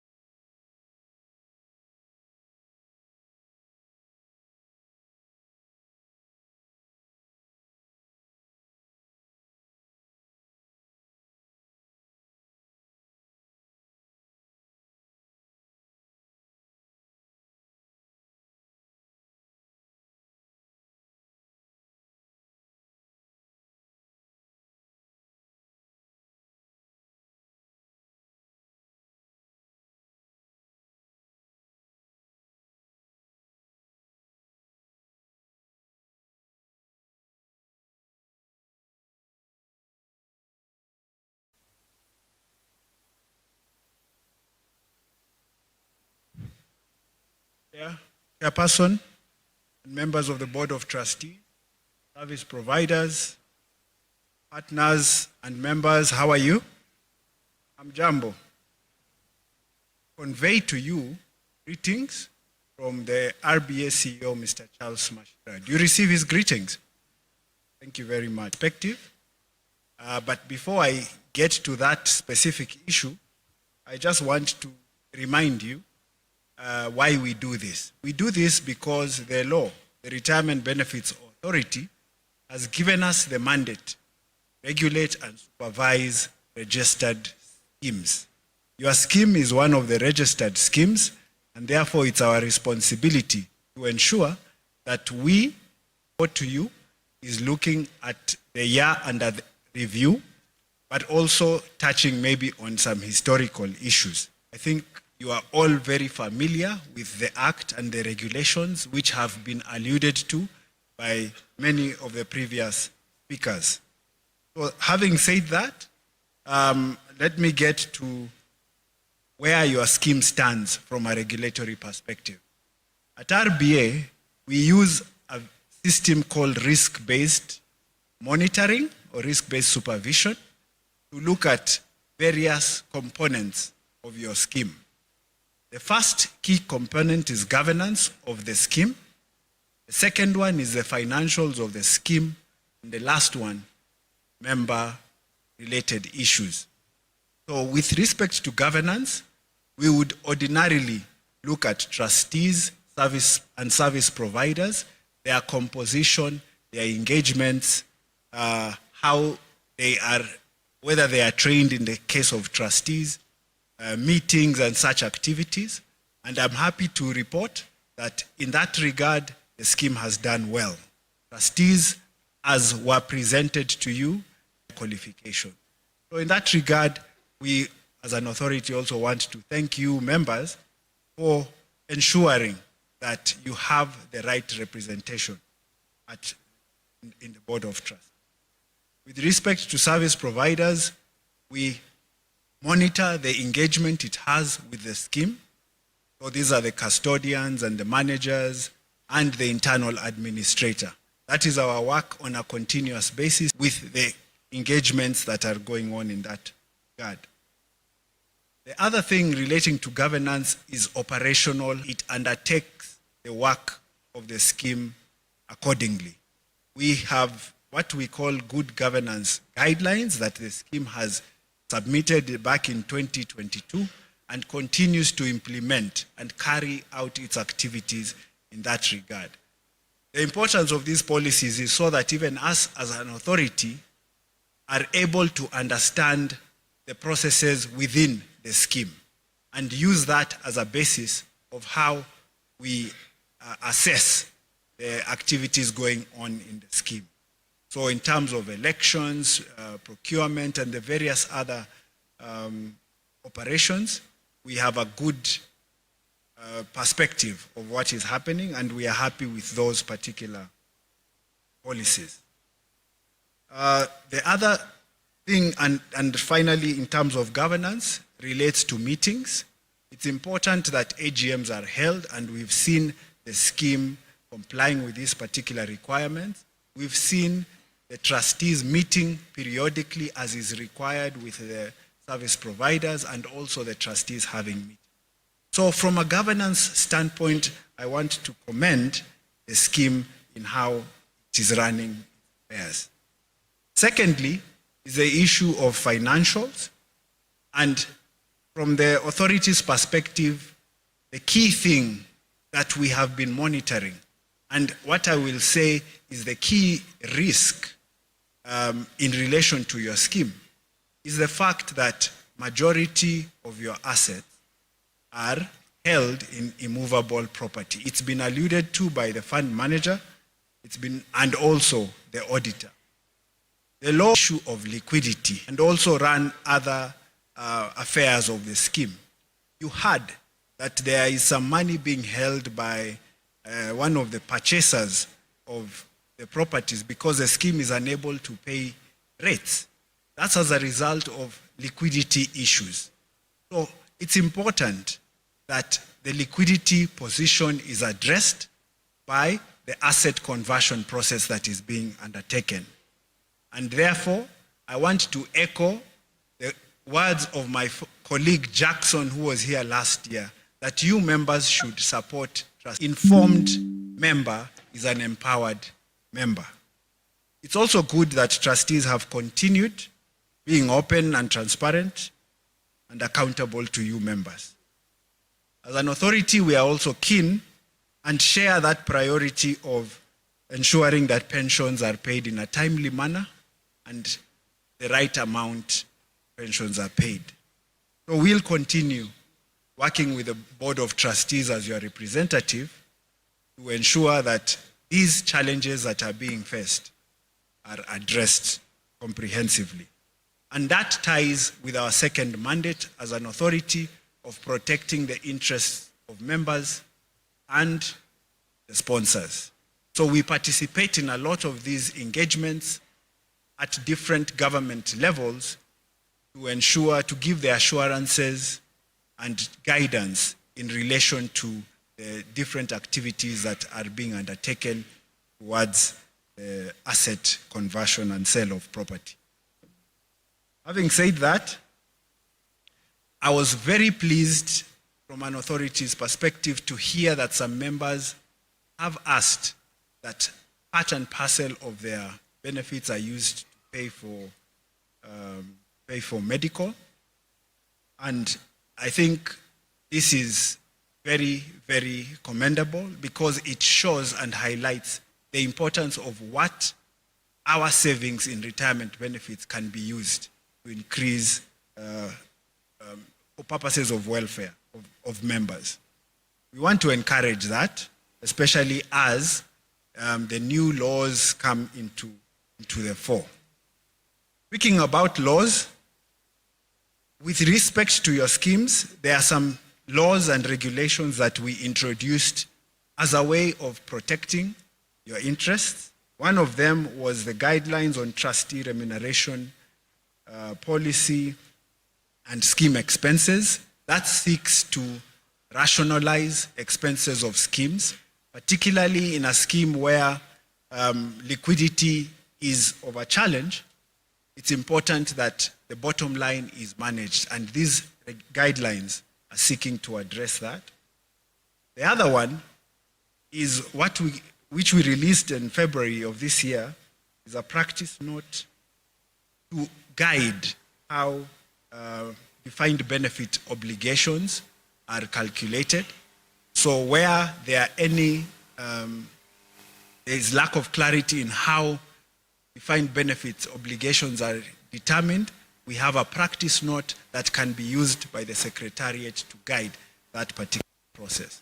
Of course, this is amongst many other developments the authority has introduced, but those that relate to your schemes is these two. The government is also very keen on ensuring that it streamlines the retirement benefits space in Kenya. And this year, actually just the other day in August, the government launched a national pensions policy, which aims to provide a framework to guide the harmonization of all laws relating to pension. And some of the challenges that schemes are facing currently have their solutions within that particular pensions policy.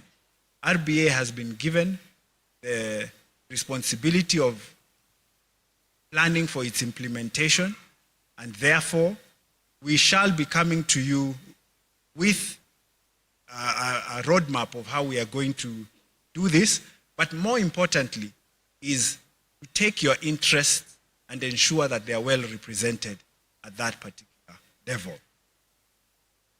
Having said that, I want to commend you members for the great turnout. It shows interest in your scheme, it shows commitment to your scheme, and it shows that you are holding trustees to account. Continue with that good work, and trustees also continue serving these gallant sons and daughters of Kenya. Well, with those remarks, I want to say thank you very much. And Care is a very important part of the life of our pensioners. Very important. Pensioners, all of you have been given a sheet of paper and a pen. You have the opportunity now to write your questions in Kiswahili or English, either is okay. Please forward your questions. As we come to the end of the meeting, I will give 3 or 4 people the opportunity to speak, but I prefer to have written questions because we can move through them much faster. And then we can have the opportunity to, after that, we will close the meeting. So that is where we are. Please bring your questions forward. Yes.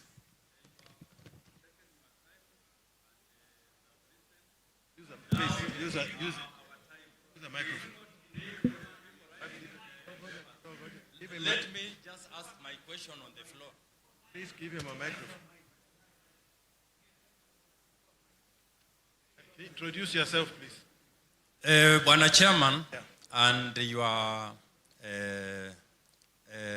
officers, our trustees, RBA, regulator, we are very much aggrieved with the way we are being misled. We are stakeholders, shareholders of this scheme. Yale yanatendeka sio yale tulitarajia kupata. Tangu hii ofisi tuwapigie kura, hii ni second term. Pension hawajawahi revise mpaka wa leo. RBA ili recommend pension ya chini iwe 10,000 and some hundreds. We need it to be signed today, even though there is no money, like Olubai was adding money to pension. Then arrears we are now demanding. Can you announce today, list pension as regulator states? We need it today. We don't want stories from World Bank, from where? We are not World Bank people. Second question, when is arrears to be paid? our arrears, when is it to be paid?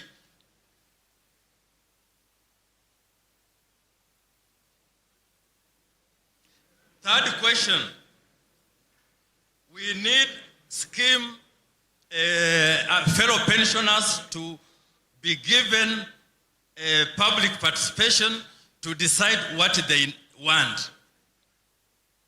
People from KR know nothing from problems affecting pensioners. They just come to earn allowances from our scheme, and they have got their own scheme. So from today, we have not seen our sponsor. Many years we are not seeing him. What can Kadima and Jackie help us and sang in this scheme? Members raise up, ask questions. We are sick. We want to go home early even to take our medicines. So things of writing papers, we do not need them. Those who have written, they are professors, let them remain behind to be answered their questions. Okay, thank you very much for that intervention.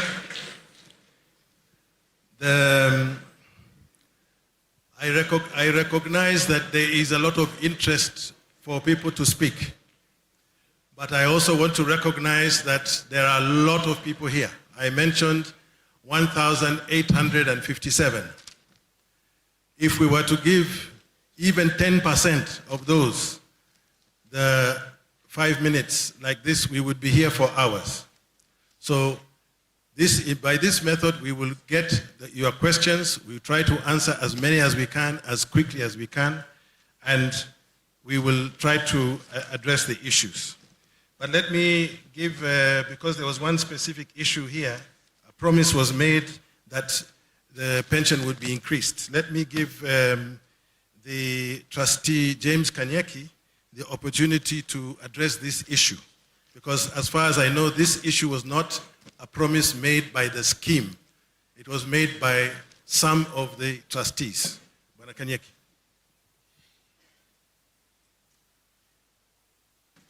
Morning, members. Hamjambo.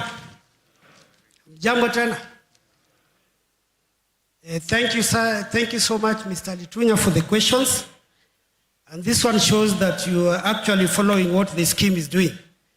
But I think the first thing, before I answer Mr. Litunya, tuambiane ukweli, si ndio?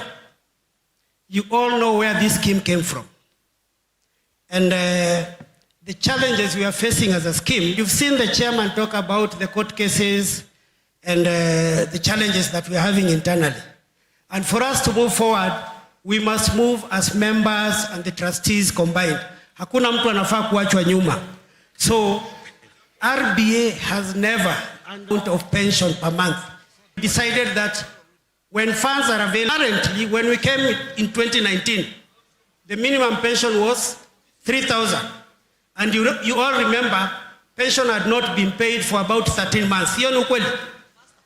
So currently, in fact, in 2019, the minimum pension was 3,000, but currently the minimum we want to do is to clear the backlog. We cannot offer an increment when we've not even paid or brought the pension to current. So, and I want Litunya, he's one of the people who can really help us, because one of the exercises we tried, you've heard the chairman talking about Mudurwa. Mudurwa is a property that is not giving us rent for the last 10 years. That property has a potential of giving us 40 million per month. When we went to court, Litunya and his group is the person who went to put an injunction. And up to today, we are not even getting anything from Mudurwa. And he's here on the floor claiming that we are supposed to do. How do we increase your pension when we are missing 40 million from Mudurwa because of 3 individuals who went to court? So we must agree that as pensioners, we will tutakuanika hapa. Sawa. There were three other questions which were raised. One was on arrears. Now, can these arrears, we may not be able to pay all arrears at the same time. but we would like to start whenever we have liquid funds, do that. The second question which was raised was, why are people from Kenya Railways in the Board of Trustees of the pension scheme? Because they are employees of Kenya Railways, they have their own pension scheme. I forget the name of it. What is it called? Provident Fund. They have a Provident Fund. Why are they there? Let us be clear. We have to follow the law. The law for defined benefit schemes says that 2/3 of the Board of Trustees, or up to 2/3 of the Board of Trustees of a pension defined benefit scheme may be nominated by the sponsor. May be nominated by the sponsor. Now, our board has 9 seats. 2/3 of 9 seats is 6. And the sponsor has decided, as is his right under the law, that he would like to sponsor up to 2/3 of those trustees. So he nominates 6 trustees. The other 3 trustees are elected trustees. And that is the structure of the board today. As I mentioned at the opening, we have 1 seat vacant, which is for a nominated trustee. And that is why, when we talk about Kenya Railway staff being on the Board of Trustees, they have been nominated to the Board of Trustees, indeed, as I have been also. The question also of the presence of the sponsor, as I said, the sponsor is represented here by the General Manager of Corporate Affairs, and he will be able to answer any questions which will come up. So, dear pensioners, let us try to get through some of these questions because we have a big number of questions, and I would like to get through them very quickly. One question is, do we advertise properties as they become for sale? Yes, when we are engaging in a property which is suitable for public sale, we do advertise, and that has been done many times, which have been sold up to now. And indeed, when we come to Ngara, we'll probably be advertising those properties. But sometimes we do direct sales, and that's when we negotiate for sale, or there is compulsory acquisition, as what happened with Nairobi Railway Club. You have our data, please start as soon as possible.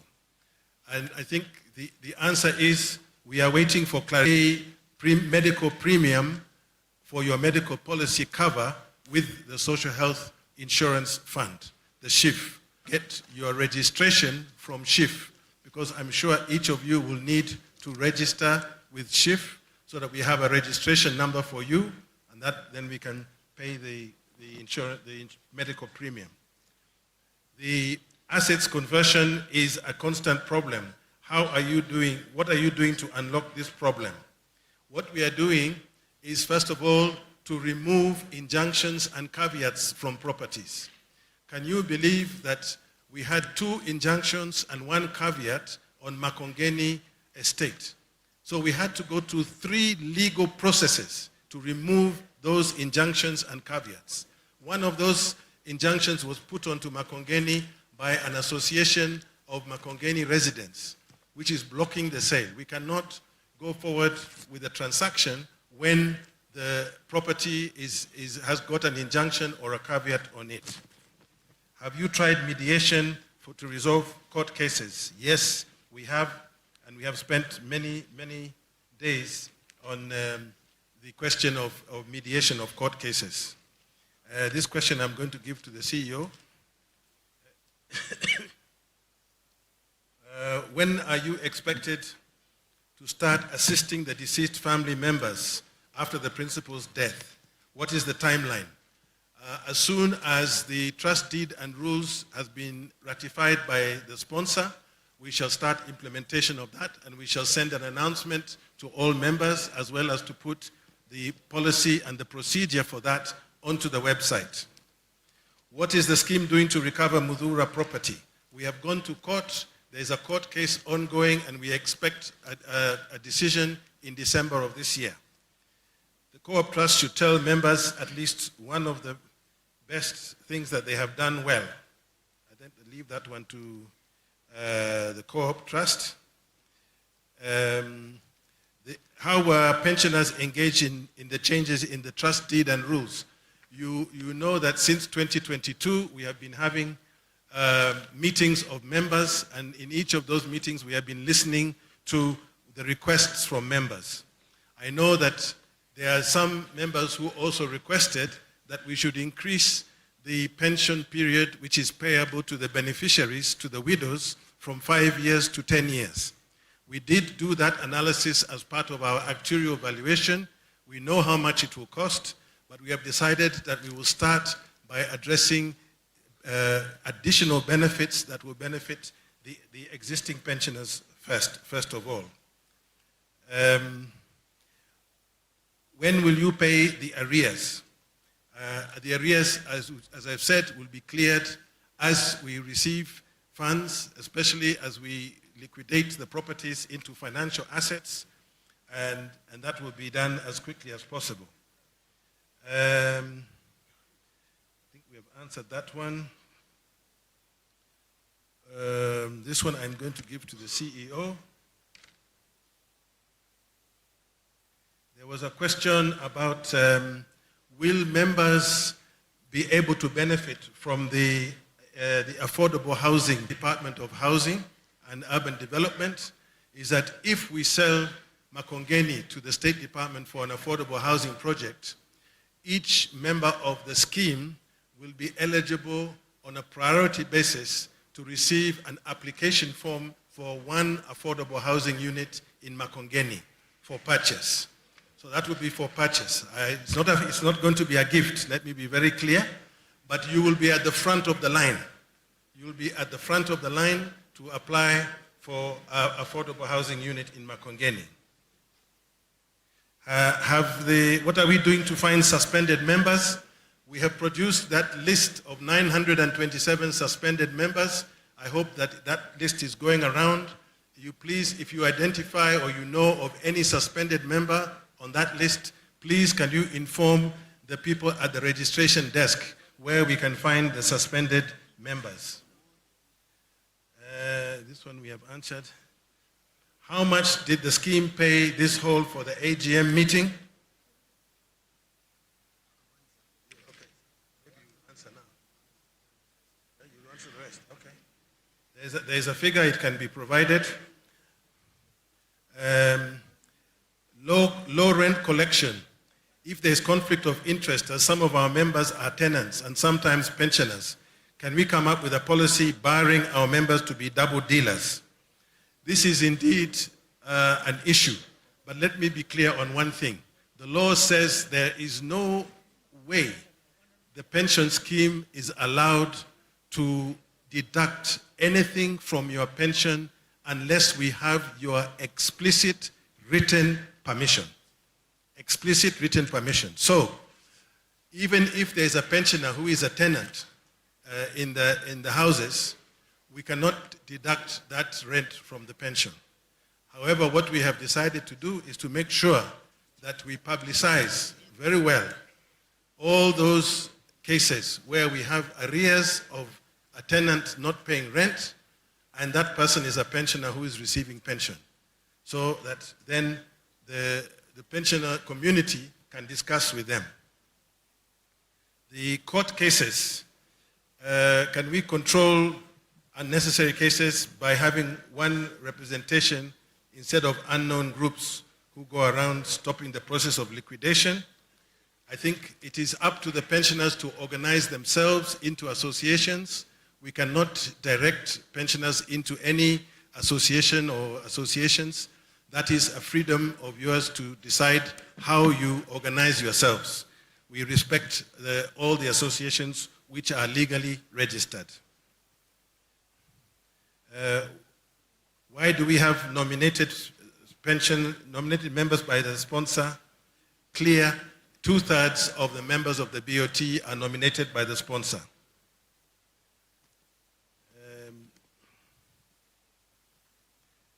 Over 24 months, we have bought equipment worth 18 million. Please explain. I think that one I will leave to, in future, we should have special seats for physically challenged members, reserve some seats for physically challenged. Thank you very much. I think that is a very good suggestion. We apologize. We are happy that you're all here, but it's a large number of members have come. But for future reference, we will make sure we keep some reserved seats.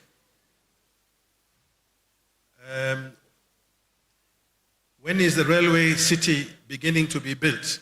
Railway City is a project of Kenya Railways and the government. We cannot be sure of when it's going to be built. What we know is that we, as a scheme, have assets which will benefit from the developments of Railway City. We have land in Goodshed area, in headquarters Eastern Wing, and also in Landimawe. So when that development starts, we shall be benefiting. In the meantime, there's a project to do Nairobi Central Station, which will help the scheme because we can have an opportunity to convert some of our assets into financial assets. For the welfare of all pensioners, I wish you would increase the pension across the board instead of raising only the minimum. Yes, this is a delicate question, dear members. We have difficult choices to make sometimes. We have some pensioners who have a pension as low as 6,400 shillings a month. We would like to raise the minimum to 10,000. But there are also, of course, some pensioners who are already above 10,000. What about them? That is the question that is being raised here. So we will, because this question was also raised during the members' awareness sessions, we will take that into account. Maybe what we will do is to have a higher minimum for everybody, but also try to give a bit of increase for those who are already above 10,000, so that we can balance the interests of the members who are having the most difficult life. Every member should also benefit from an increase. Okay, thank you. When are you going to tender the sale of Ngara Estate? As of now, our intention with Ngara is to extend the lease and then to remove the caveats and then advertise the estate for sale. Are we going to receive our November pension in time? Yes or no?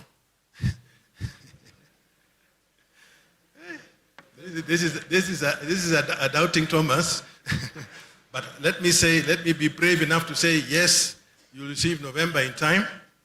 And as I said, the Board of Trustees has 3 priorities. 1, pay monthly pensions, number 1. Number 2, clear arrears. Number 3, provide additional benefits. Those are the 3 priorities of the Board of Trustees.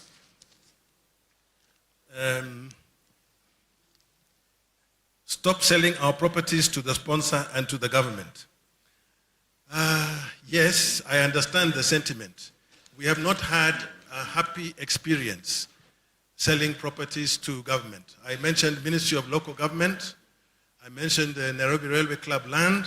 Both of those cases are not good experiences. But also we have equally had problems selling properties to private individuals. Sometimes even private individuals also give us problems. They come and change terms, they introduce new issues and so on. What we are doing is, and that's the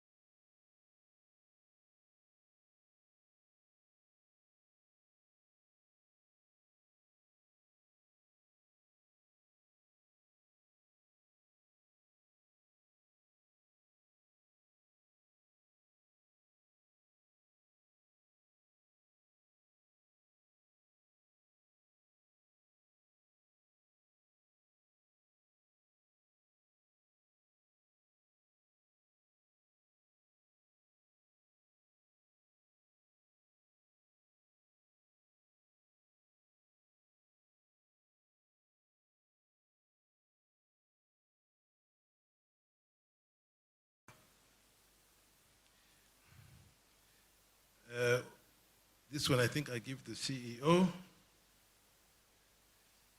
What is the acreage of Railway Club land and how many acres were sold? Yes, this is a good question. It comes up. The Railway Club land, if I'm going to say 16.9 acres, was it? 16.9. It was 16.9 acres, but when the compulsory acquisition was done, they removed the land that had been set aside for a road reserve, for the expansion of Uhuru Highway and the expansion of Haile Selassie Road. So the actual land that was acquired was 13. Chair, maybe to assist you, the Railway Club at the Gazette notice was actually 18 acres. But when the Kenha came for the survey, they realized it was, on the ground it was 16.9 acres, because I think 1 point something had been removed for the road expansion. But as trustees, we are pursuing the sponsor for the difference, because the Gazette notice reads that we were given 18 acres. So that difference we are pursuing. Thank you. Why is the scheme having so many employees, yet it is digitized?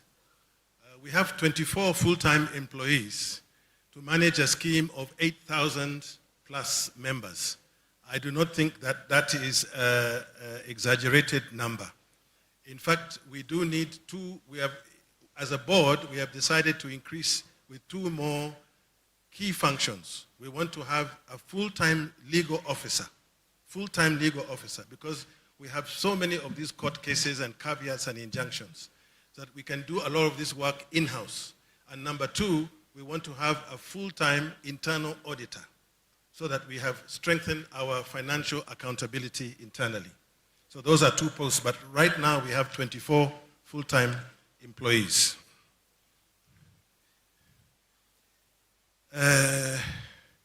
We can only be happy with the AGM if we are told when we shall be paid our dues pending for many years. The answer given last year is the same one you are going to be given next year.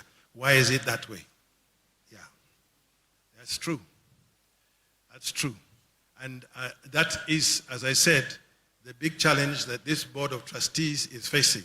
We have a critical issue of converting our property assets into financial assets. And to do that, we have to make sure that we have, first of all, a clean property with no injunctions, no caveats, no court cases going on. We have to make sure that every property we have extended the lease, because we don't have a very short lease period, that we have the proper documentation, and that there is no encroachments going on. Then we have the possibility of quickly converting that property into financial assets. Now, I've talked a bit. Let me give the colleague from RBA. There are a few questions that came his way. Thank you, Chair. 2 questions to the authority so far. The first question was, what is the authority doing to assist the scheme to reclaim the owed money as a result of selling land to government and individuals? So where necessary, first and foremost, the responsibility of selling scheme assets falls under trustees. But where necessary, the trustees will come to the authority, and the authority would be able to give them guidance and advisory in terms of the approach in how to undertake this as per the scheme's policies.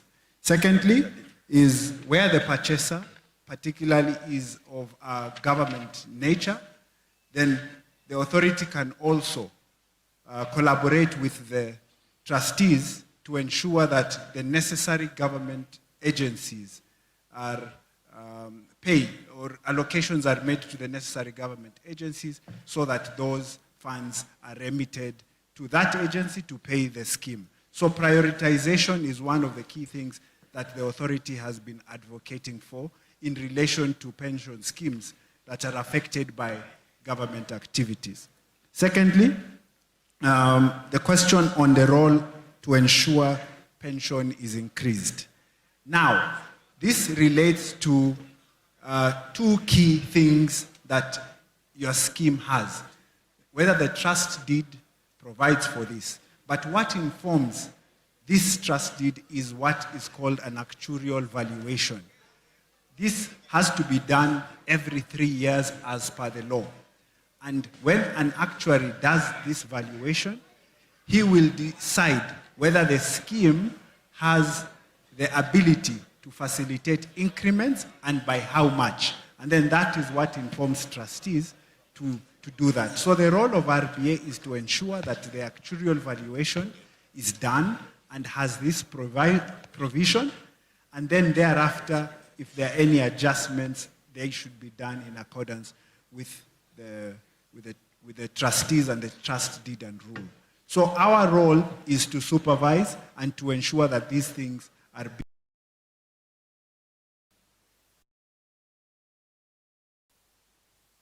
Thanks very much. There's a question here. How much is the highest paid trustee getting per month? Well, trustees are not employed. Trustees are not employed. They have no salary. They only have allowances when they attend meetings.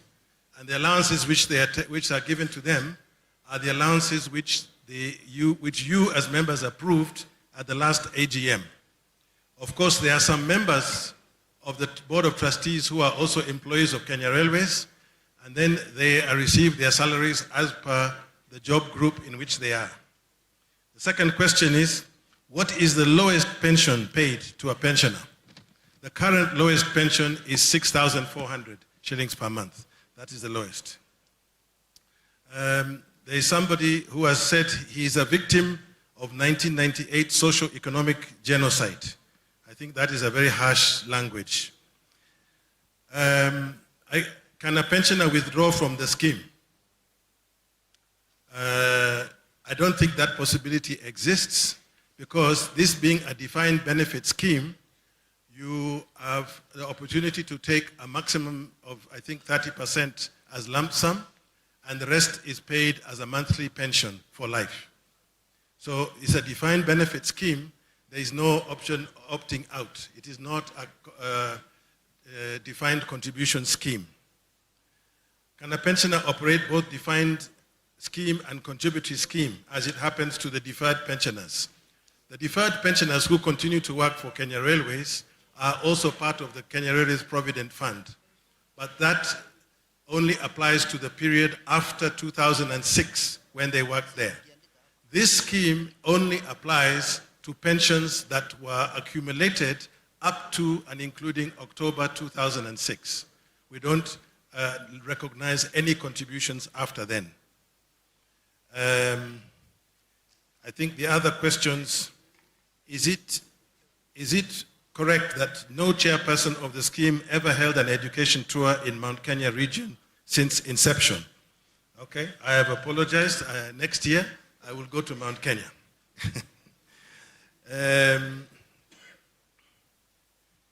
My question concerns the senior pensioners who depend on medication and who have written letters to the office to be paid part of their arrears. And so far, you are not paid them, and you have managed to do so since August 2024. Plus the monthly rent collection of which you have received. Chair, please tell us, can we get paid? I think this one I'm going to give to Trustee Kanyeki again. The question of the compassionate support that we have provided to some of the pensioners who demonstrated extreme illness and sickness, which always confirms the importance of this paying medical cover that we want to do. Bwana Kanyeki. Thank you, Chair. Members, I think I want to clarify on that point. And just for confirmation, we have about 3,000 applications for advances against arrears.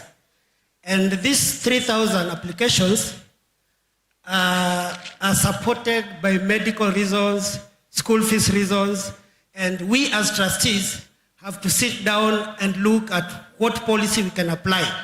Because you need to remember, every pensioner has a right to their arrears, whether you're sick or not. But now, there are some cases where you need, as trustees, to make a compassionate solution so that you can relieve this member. But as a board, we have agreed that moving forward, everybody deserves a portion of his arrears. So when we get money, we don't want to look at the letters, because the letters we'll have to look at them. Everybody has a desire. But if we get money, we want to give, even if it is 20,000 across board, let every pensioner who deserves their arrears get something, so that moving forward, we continue reducing the arrears. We know we have a lot of problems and that we'll continue looking at them, but our priority will be let every pensioner get, even if it is 10,000 or 20,000, anytime we get money, that is the formula we need to apply. Thank you for that clarification. Is there property set aside for disposal to clear the deferred pensioners?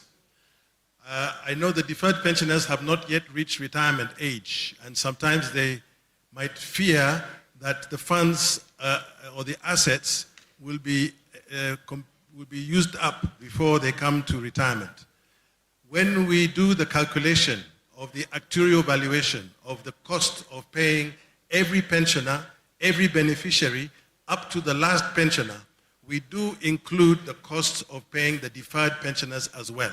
So the deferred pensioners are counted, the expected contributions are known, and we do calculate them, and we do include them in the allocation of the assets.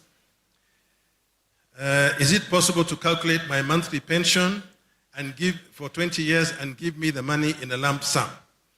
I don't think that is possible in a defined pension scheme. That is the medical fund.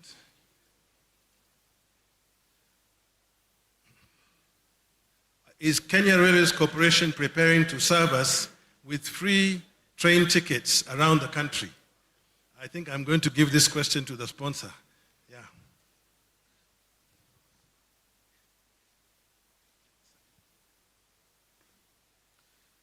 Thank you, Mr. Chairman. Is Kenya Railways Corporation preparing to serve us with free train tickets around the country? Sorry? The question is Kenya Railways preparing to serve us with free train tickets around the country?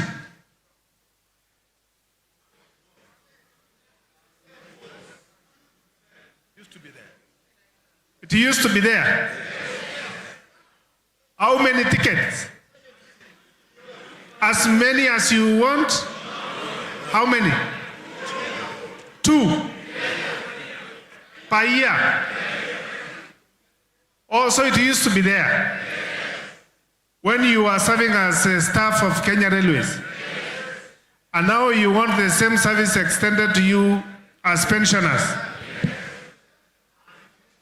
And it used to be like that. When did it stop at some point?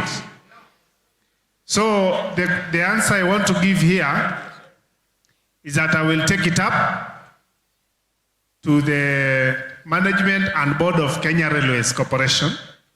As you know, this is a decision that I cannot for sure make it here. Will you allow me to take this up and in the next AGM I report? Is that a fair answer? Thank you very much.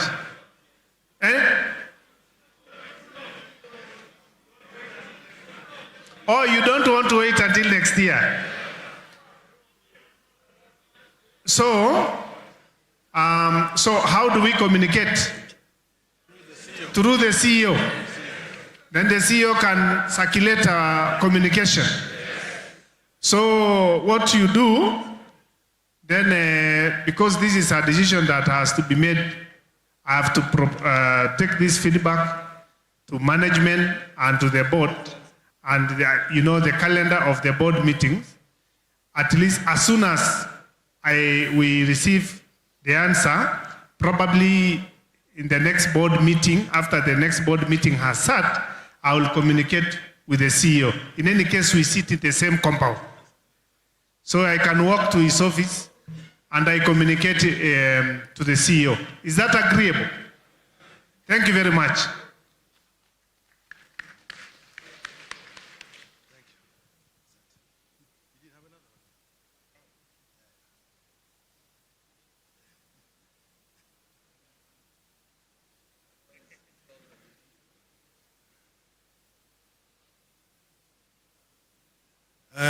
We have a question here from Luanda. Luanda, I think in Kisumu County. We were promised to have 1,000 in our phones after the membership awareness meetings, but we did not see it. Why? I think that is a very individual question. Is there people who attended the membership awareness who did not receive 1,000 shilling for their lunch? Or is it only this gentleman here? I think everybody has received. Okay.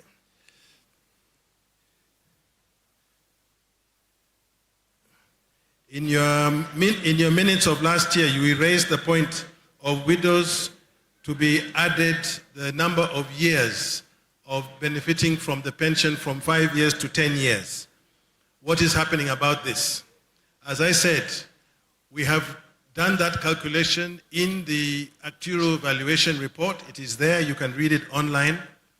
It is affordable from the point of view of the surplus that we have in terms of assets. We would like, first of all, to do the other changes that we have proposed, the other additional benefits, and then we will also consider this one, because this has been a recurring request, a frequent request, that we increase the widow's benefit. There's a question here. Instead of chiefs and sub-chiefs signing the census forms, why can't you allow faith-based leaders to sign? Because the administrators are sometimes uncooperative, demanding to be bribed for them to sign. I think that is a serious issue. We will make sure that next time when we are doing a census, we shall send a message out through the structure of the national government administration to make sure that the whole administrative structure of Kenya knows that the railway pension scheme is doing a census, and that is an official act, and they have no right to demand any bribe to sign the census forms. We shall make sure that that is done. What is happening about the money that was promised to those people who worked for East African Railways and Harbors? This is a question that comes quite often. This is something that happened, as you know, quite a while back. I think we are talking about 1997 or so, or earlier, 1977, sorry, or earlier. The issue is that according to the records which we are told by the National Treasury, is that the pension benefits that were accrued, which were accumulated by those who are working for East African Railways and Harbors, and when they were transferred into Kenya Railways Corporation, when it was formed, that those pension benefits were transferred into their status, their pension status with Kenya Railways. And that therefore, there is no additional or extra benefit that is due to them because they were working for East African Railways and Harbors. I know that your colleagues in Uganda and your colleagues in Tanzania who are working in East African Railways, when they left East African Railways, they were paid some pension benefits. But here in Kenya, we are told by the National Treasury that those benefits were accumulated into the benefits, the pension benefits of the new corporation, Kenya Railways Corporation. Okay, let us continue.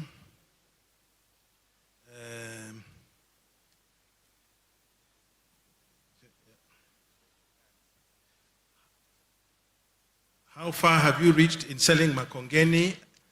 Why sell Makongeni to the government and yet they don't give us good money and don't pay us as required, e.g. Railway Club? Companies like Andani have money, are ready to invest, fly to Japan and get buyers and get buyers of our property, sell our assets, pay arrears and increase pension. I think that is a universal wish, and I agree with everything said here except one thing, the identity of this corporation. I'm not so sure. But everything else, yes, we do look for big investors, you know, because some of the properties that we have are also quite large. When we talk of Makongeni, when we talk of Landimawe, we talk of Ngara, these are big properties. It's difficult to find buyers for large properties like this, where the purchase price is going to be measured in billions of shillings before you even erect any building. So we do need to look for big investors, or alternatively, we also need to do subdivision and try to have smaller properties which can be bought in the market that is available. So we are pursuing both of those options to try to find buyers. Pension, this one. Somebody has provided 14 questions. I think this is the professor who was being referred to. Somebody said there was a professor. I think many of them have been answered. Some time back, a former governor of Nairobi purchased a property but not yet fully settled. Explain why and how far have you handled that matter? As I mentioned, we did enter into a transaction for 2 properties which were part of an 8-property estate. 8-property estate, which had a single title. After receiving the deposit, we were proceeding to do the subdivision so that we could sell the 2 properties. But before we could finish the subdivision, the Ethics and Anti-Corruption Commission came in and took the title and has held on to that title ever since. We have done all kinds of efforts to get the title back, although we are not involved in whatever matter is affecting the buyer. Maybe this is one of the issues we shall bring to the attention of RBA so that we can address this.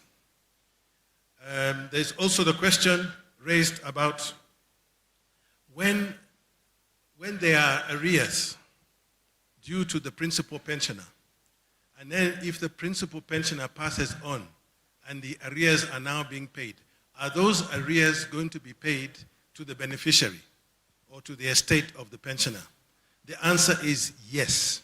The answer is yes. And that is why I have said it is important for each and every pensioner to have filled the pensioner nomination form and to make sure that the beneficiary nomination form, I apologize, beneficiary nomination form, and make sure that the scheme has the correct information for your beneficiary. Because that when those arrears are paid, they will be paid also to your beneficiary as well.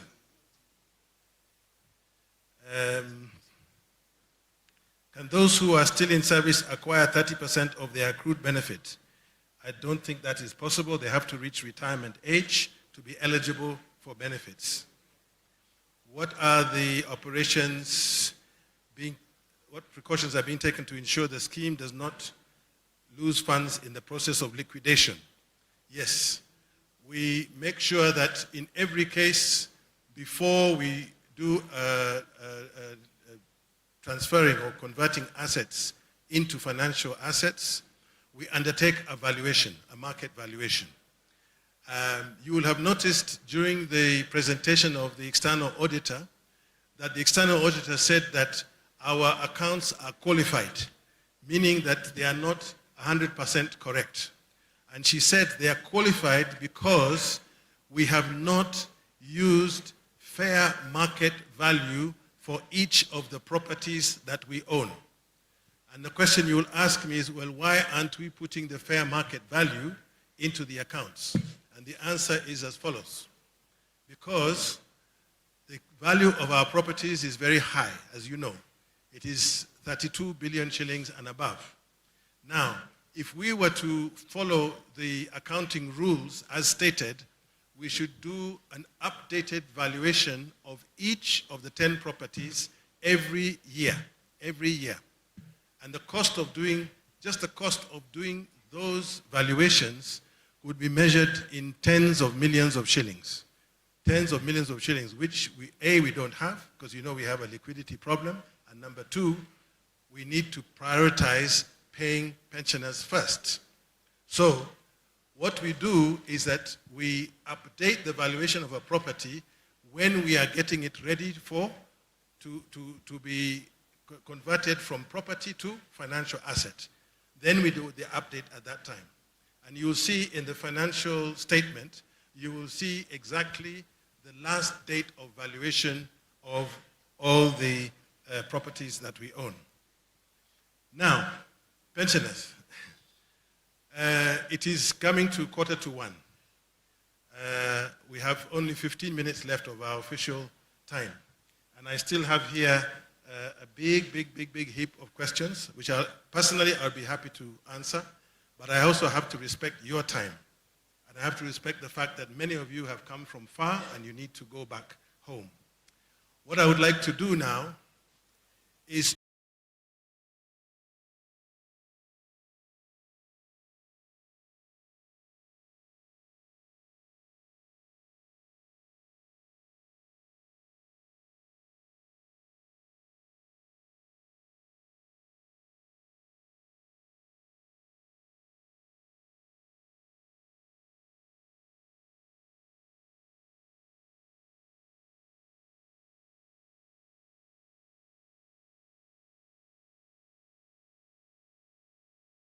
English. I can speak very fluent English, but now, this time around, let me use Kiswahili. Ndio pensioners wenzangu. Can we always start by saying our name, please? I was there when I was seconding. I said my names are Kasimir Makoha from Kakamega. Nataka nianze namna hivi, Bwana Chairman. Na nitakuza kwako, nikuze kwa MD, na niende kwa RBA. Kwako kwanza nianze namna hivi, Bwana Chairman, hawa pensioners unawaona walikuwa watu ambao wasinafanya, you cannot change the property you have in finance. Na ukasema one of them ni kukosa. Bwana MD, swali kwako ni kwamba hawa pensioners uliwapatiaje mali ambayo haina proper documents, so that it's something to tell us. Na nikiangalia hapa in our last meeting ambayo tulikuwa hapa, kwa hii karatasi ambayo tuliandika this, you said clearly that it was reported that the sponsor will continue assisting the scheme in getting, still complaining right now, hana those documents. Do you take us for a ride tunapokuja hapa? RBA umeeleza hapa hawa watu wote wanakaa nyumbani, tutasaidia kwa njia gani ili wauze hizo property? Thank you very much. Thank you. Mwingine? Aya mzee, patia mzee hapa please. Oh, hata huyo, endelea. Name? Chairman, let me first of all appreciate. Let me first of all. Weka karibu na mdomo. Ndio. Weka karibu na mdomo. Let me, mnasikia sasa? Okay. Let me first of all appreciate. I want to appreciate the owners of this building. I want to appreciate the Kenya Railways. I want also to appreciate the management and the trustees. I also to appreciate the COP, KCB, and all our our retirees. Swali. Now, my question is, what have you mitigated in the risks of what you have been reading for us with the auditors? The risks you have been having 2, Kenya Railways, what plans do you have to assist the scheme to finish all the arrears and the minimum payment? KRI, because you are sponsors, Now, there's a lot of contracts to Congo, petrol. Can you now again give to our retirees, those who are still strong, some contracts to work somewhere instead of staying idle in the homes? Hiyo ni swali yake. Now, just a minute. Ngoja. Sawa, atajibu. Nataka watu wa investment ilikuwa watu gani? Was it COP ama KCB? Wako COP Trust Investment. Trustees. I want you to assist the scheme, call them assist the scheme, to increase and make a very big, tall building somewhere for business, so that that one can give us investment, that will be our future, and that will go on as we go. A lot of properties. Why not us? And we have a lot of land. No, selling land, even the president comes to railway this year railway club, anakuja, alafu watu wanaogopa, anawaambia ni hii, alafu anasema chukua. President mwenyewe alikuwa anakuja, na nilikuwa naona. Sasa, what we do, build your own properties. Now, those properties will be for business, and we shall not miss anything. And we shall be meeting there. We don't want to look for where to meet. We have got land in town. By bikers. Usirudie swali ile imeulizwa na Asante.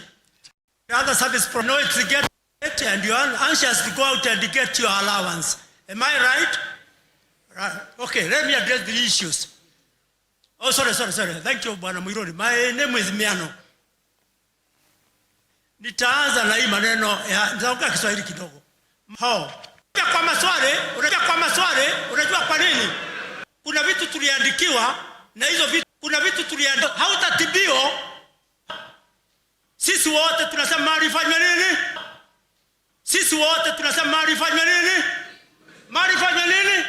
Me, I have been very consistent all my life with the scheme.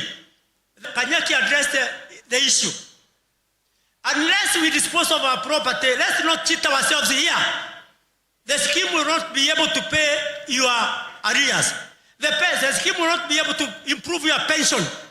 Therefore, all your money is held in what? In the property. Ya mwisho, I have heard the chair tell you have 10 properties. Did you have 10 properties? Did you?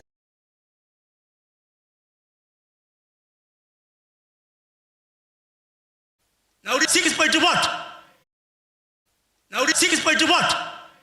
We sold it 2.5 acres.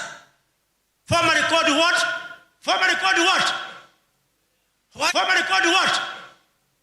White House. Si wengine mlikaa huko. White House. Si wengine mlikaa huko. Between the White House and Rehemtura, there are properties that are subdivided commission. There is no sound in the proceedings for almost the past 1 hour.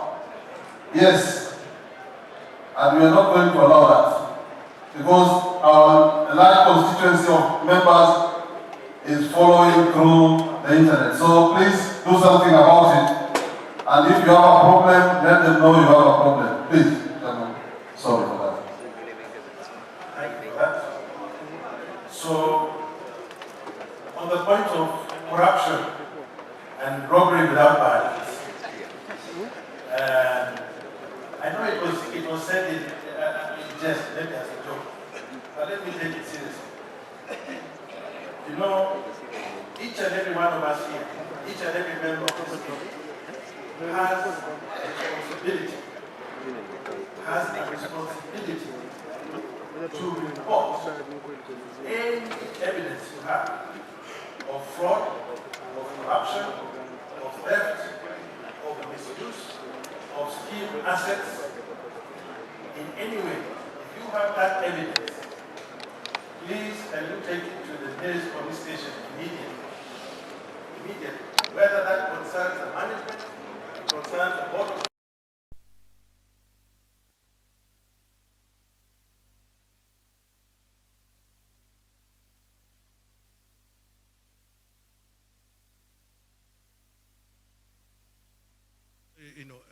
accept in any way that there can be any kind of fraud, corruption, theft, mismanagement, misuse of resources. So if you are aware, the way Wanamiano has brought up issues that he's aware of, it's good. I'm going to talk to him and I'm going to ask him to bring me the paperwork related to those two properties which he has talked about. But anybody else who has got evidence that there is misuse of resources in the scheme, make sure you take that evidence to the police immediately. Now, when Joseph Atoto, upstairs, we have recognized you. You brought up the issue of attendance. And you say this scheme is a national scheme. It's a national scheme. It has got members in every part of Kenya. And as I said at the beginning, we as members of the Board of Trustees, when we go for membership awareness, we go out to every part of Kenya, 36 locations. We met more than 4,000 people. But of course, when we have an AGM, it has to be in one place at one time. So it is difficult to manage this.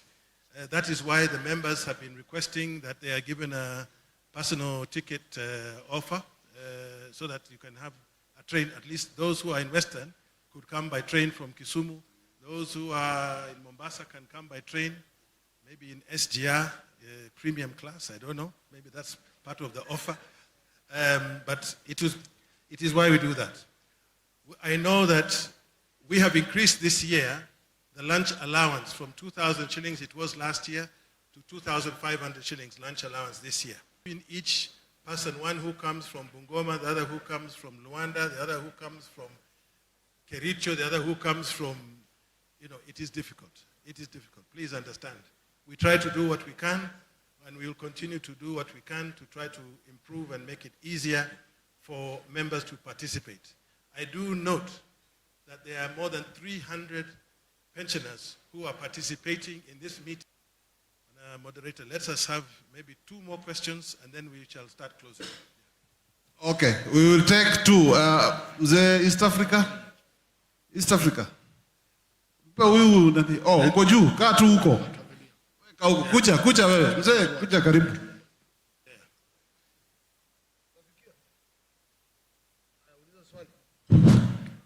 Yeah, Mr. Chairman, yangu sio swali.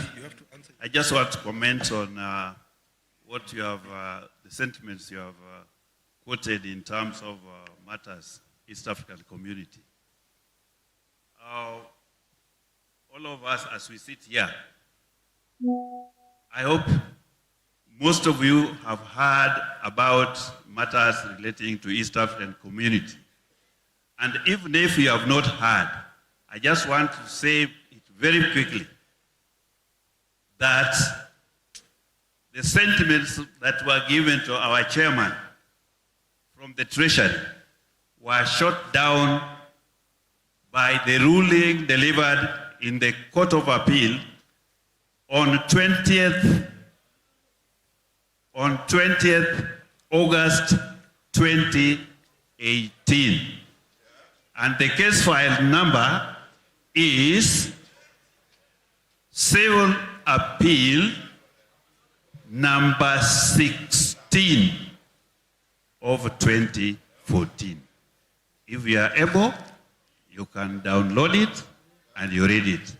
But what I want to share with you right now is what is happening now. It's only about a week ago, this matter was in court. But it was not about mtu anasema nini, wewe unasema uongo, wewe unasema nini.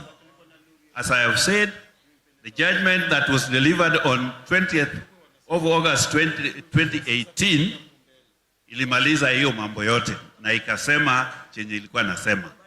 What is happening now? On 16th, that is about 6 days ago, as I've said, hii maneno ilikuwa kotini hapa Nairobi. It was held virtually. Now, I come from Eldoret, and sorry I've not mentioned, I told you my name. I'm Joseph Okoth. We are always in touch with the deposer of this case. A deposer is someone who presented evidence when being questioned in connection with this case. And it is only one person. And this person, Mzee, he has always been in contact with us in Eldoret. There is what came out of that virtual proceeding was that a list is being prepared, and this list is going to be closed by 15th of December this year. So all those that are concerned, including the relatives of those who have left us, should find a way of bringing their names or details. Just give me time, please. Don't hurry me. A list of names, or could I call them claimants or beneficiaries, is under compilation, and a timeline has been given to be 15.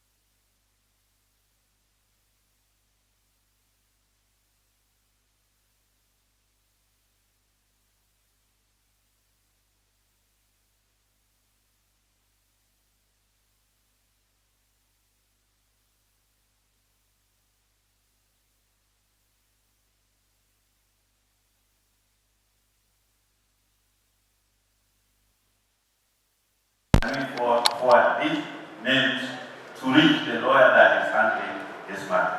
For now, I'm not going to disclose the name of the lawyer, but I'll give you my number. If we get this information, or you can contact me, I'll update you. My number are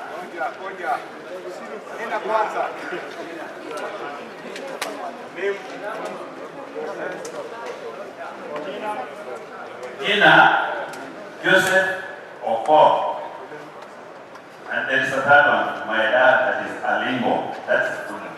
Joseph Okoth Alingo. Number, I have 2 lines. 0726 462 509 9.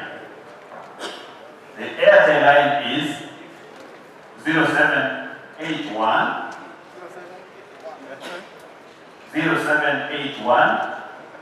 135 340 135 340 340 340 340. Yeah, one. You're 40.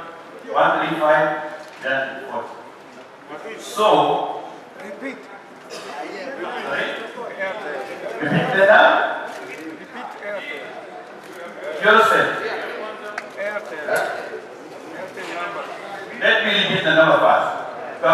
name first. Joseph Okor.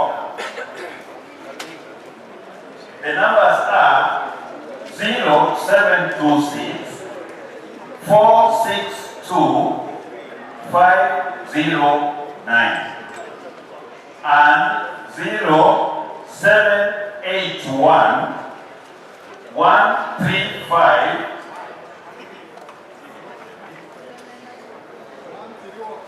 0781 135 340. So, what I'm asking you, my brothers and sisters, if you want your name to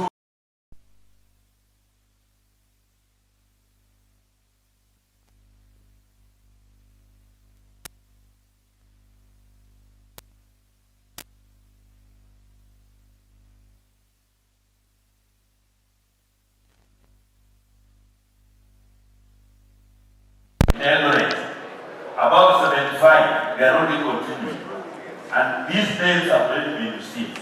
And this is what was confirmed on 16th of this month, that is last week.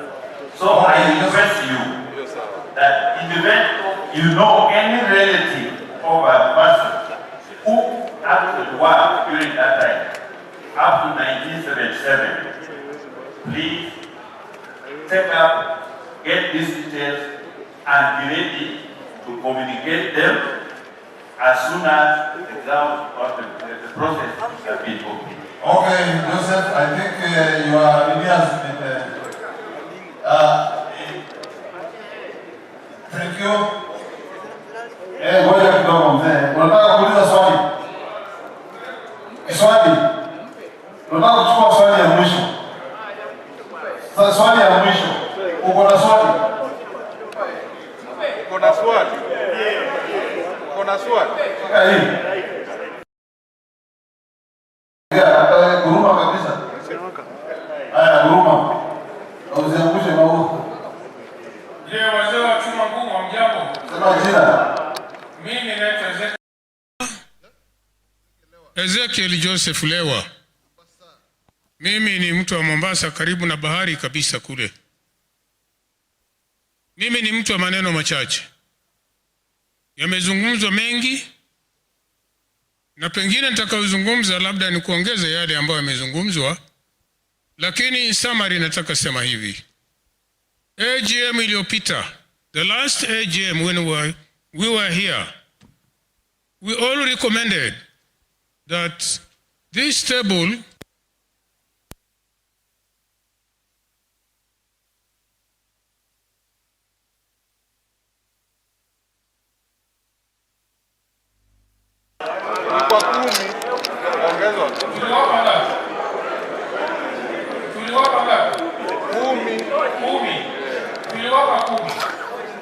na mimi nikasema, lakini nafikiri zao wamepata, sisi bado. Sasa nasema hivi,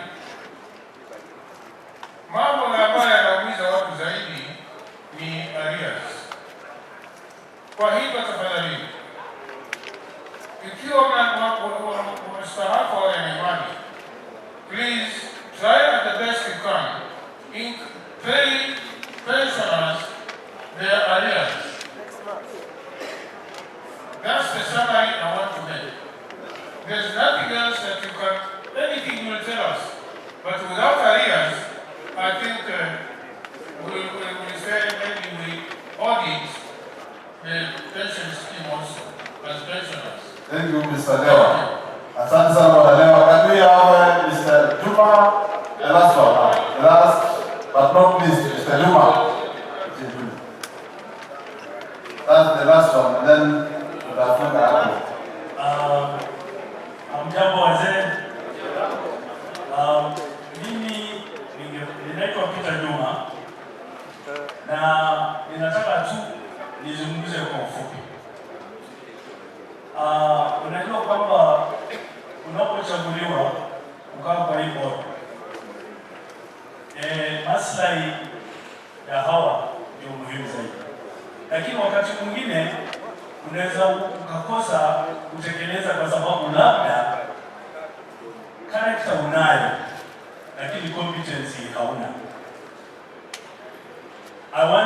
search your source and look for competency elsewhere other than the board, so that we can have a complete and accurate asset register, and also we engage professionals in ensuring that the asset portfolio we have is maximized in terms of returns. Sina mambo mengi. Naomba engage professionals wengine wasaidie nyinyi muache kulaumiwa kila siku. Kwa sababu tunajua we are sitting on gold, but the longer you stay without liquidity, the more risk you run to lose the property. Thank you. Thank you, Juba. I think the chairman will respond to those, and then maybe we have a closing process.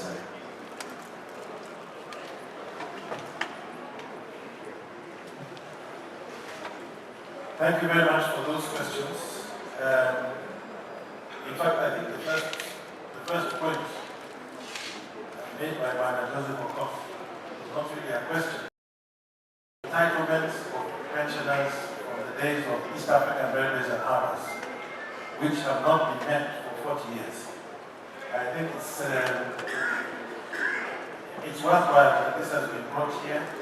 I hope that the same information is also being shared with the regulator, the Retirement Benefits Authority, because they too have an accountability for those pensioners, for those rights of those pensioners from East African railways and harbors. If indeed the court has ruled that they have not, that those rights have not been fully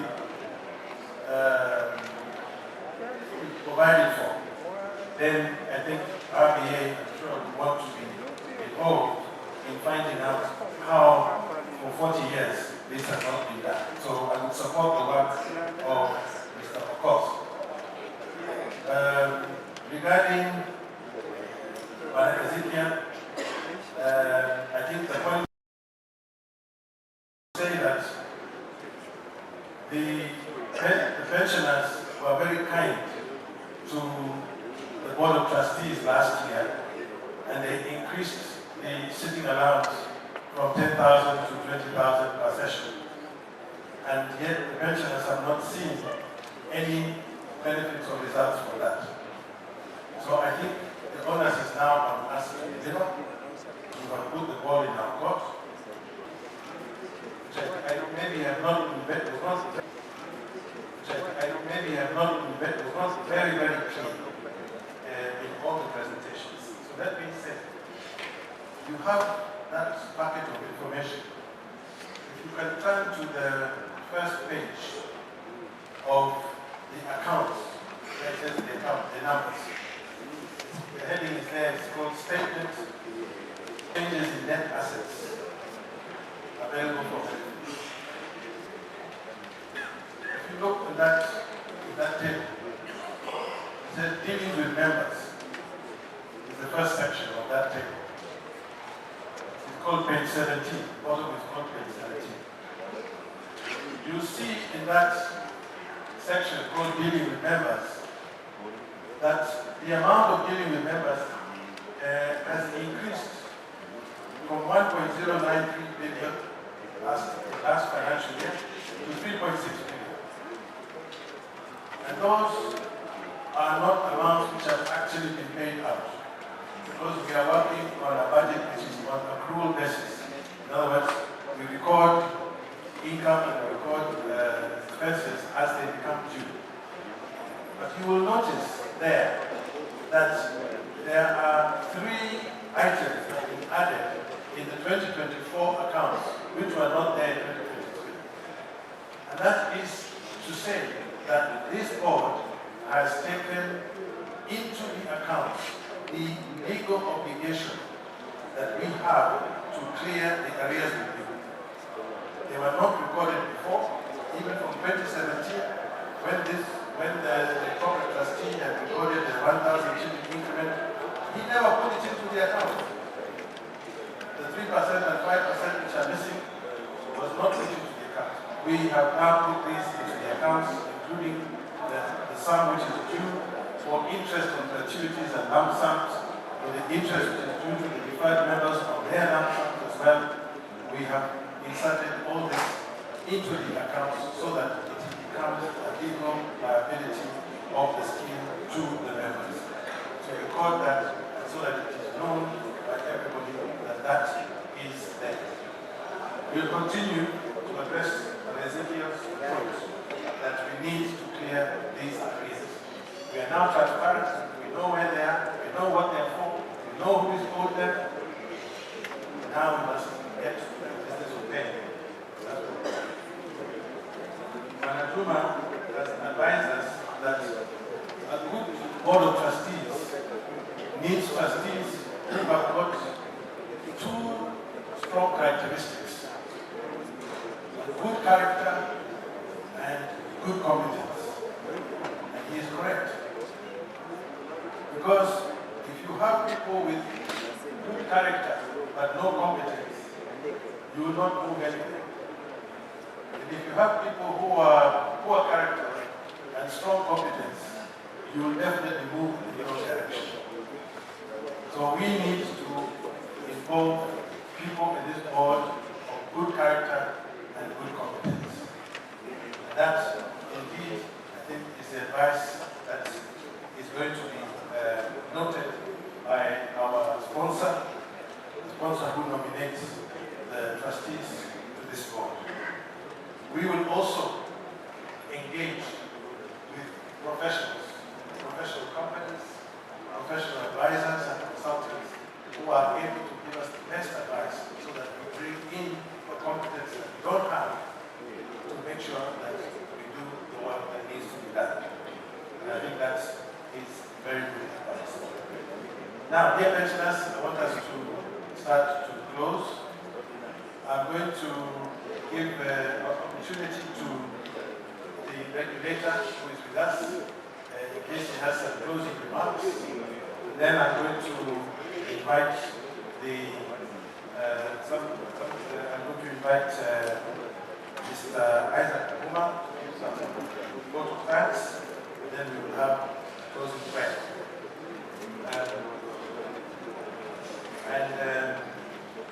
But before I invite the regulator to give his closing remarks, all these are going to be our guidance notes for the next 12 months. We are going to listen and read and understand what you have asked us to do, the questions you have asked us to answer. We will follow this.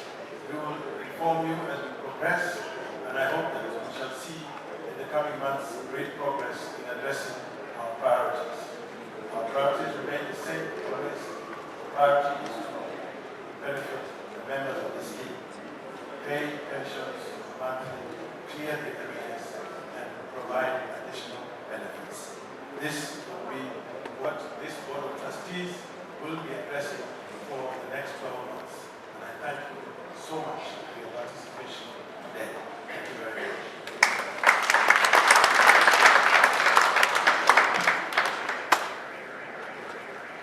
Honorable members, I have really enjoyed the question and answer session. All the other reports that were presented today we get in advance. But then this particular question and answer session, what it has shown is that you are holding the trustees to account. The type of questions and advice that you are giving them is very valuable. And therefore, trustees, please take this advice with the seriousness it deserves and address the concerns that members have raised. As an authority, we continue welcoming you through the trustees, directly to the authority, through the various channels, to engage with us, so that then we can continuously partner with this collaboration that I asked for. With that, I just want to wish you all the very best. We will not wait until the next year, but I say that open the platform. We have various platforms through which you can come with us. But of course, remember that the first point of all is the secretariat. So there are a lot of questions we get through the secretariat. that before it comes to the authority. So let's follow that protocol for purposes of ensuring that your concerns are addressed in a timely manner and also with the comprehension that it requires. Thank you. Thank you very much. Let me invite Isaac Amuma to give a vote of thanks. Thank you, Mr. Chairman. Vote of thanks signals the ending of the meeting. Mr. Chairman, first and foremost, I would like to thank two gentlemen who prayed for us, Imam Shaban and Reverend Dego. I thought you mentioned engineer Kwenda. I didn't see Kwenda. Is Kwenda here? He didn't come. So, thank you very much, Shaban and Reverend Dego, for asking the living God to grant us peace and tranquility. And indeed, we have ended up well. The next is the chairman himself, William Mugwaja. Thank you very much for directing the meeting to a successful conclusion. The next person, the next group, the sponsor, represented by General Manager, Corporate Services, Mr. Christopher Tialan. You say you support payroll matters, and you are prepared to buy block D or to purchase block D. Thank you very much for doing so. The other thing that was requested for you to do is the matter of passes for every pensioners. Sorry for my voice, but what I want to maybe remind you is that the passes for the railway pensioners were a package or a retirement package. The retirement package, which I used to enjoy, somehow ceased with the railways was given to Valley Railways, almost concession for that matter. So from 2006, I and many others who are beneficiaries of that package are no longer receiving it. So maybe you will make it a point. Because it was a pension package, it should never be withdrawn. I have my friends from former Capital Railways, Capital Air. They are still enjoying those packages even after retirement. So it should be unfair if we were to miss that package. Maybe you will look at it seriously and do the best you can. I am now moving to the funds manager. Presented by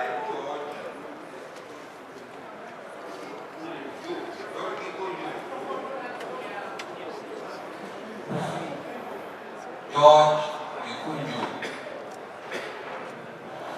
Thank you for attending the meeting, and may the Lord bless you for coming for us every so often, or every time you are required to come for us. The next one is Cecilia Opo of KCB. She said they are keeping our assets safe. All I can say is please continue doing so. The next one is Reynolds, represented by Evan Kakuja.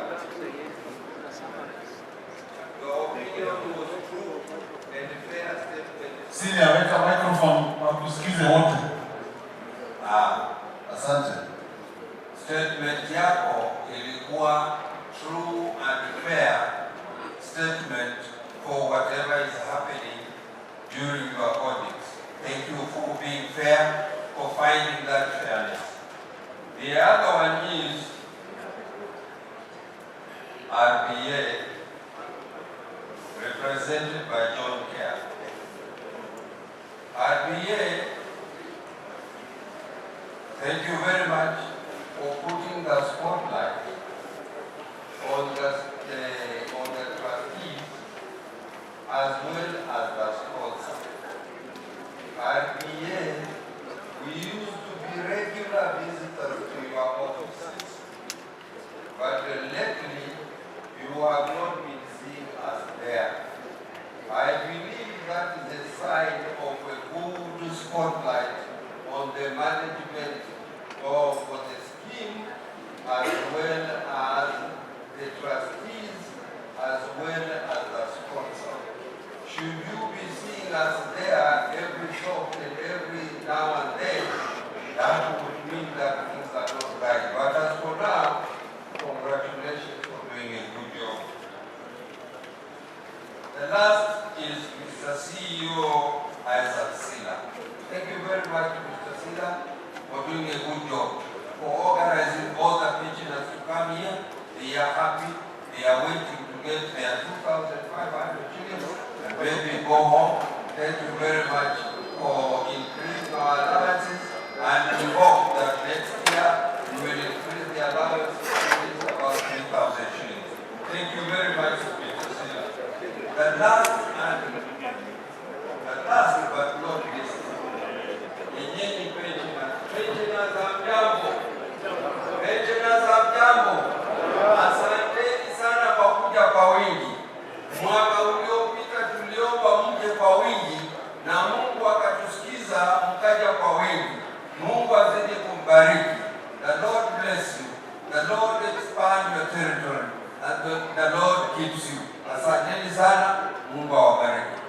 Thank you. Thank you very much, for that. Let me take the opportunity to apologize to Reverend Jeremiah Negwa, because I gave him a wrong name at the beginning of the meeting. My apologies. I was given a wrong piece of paper. Now I'm going to invite Madam Dora from our benefits department of the scheme, member of the management, to come forward to give a closing prayer.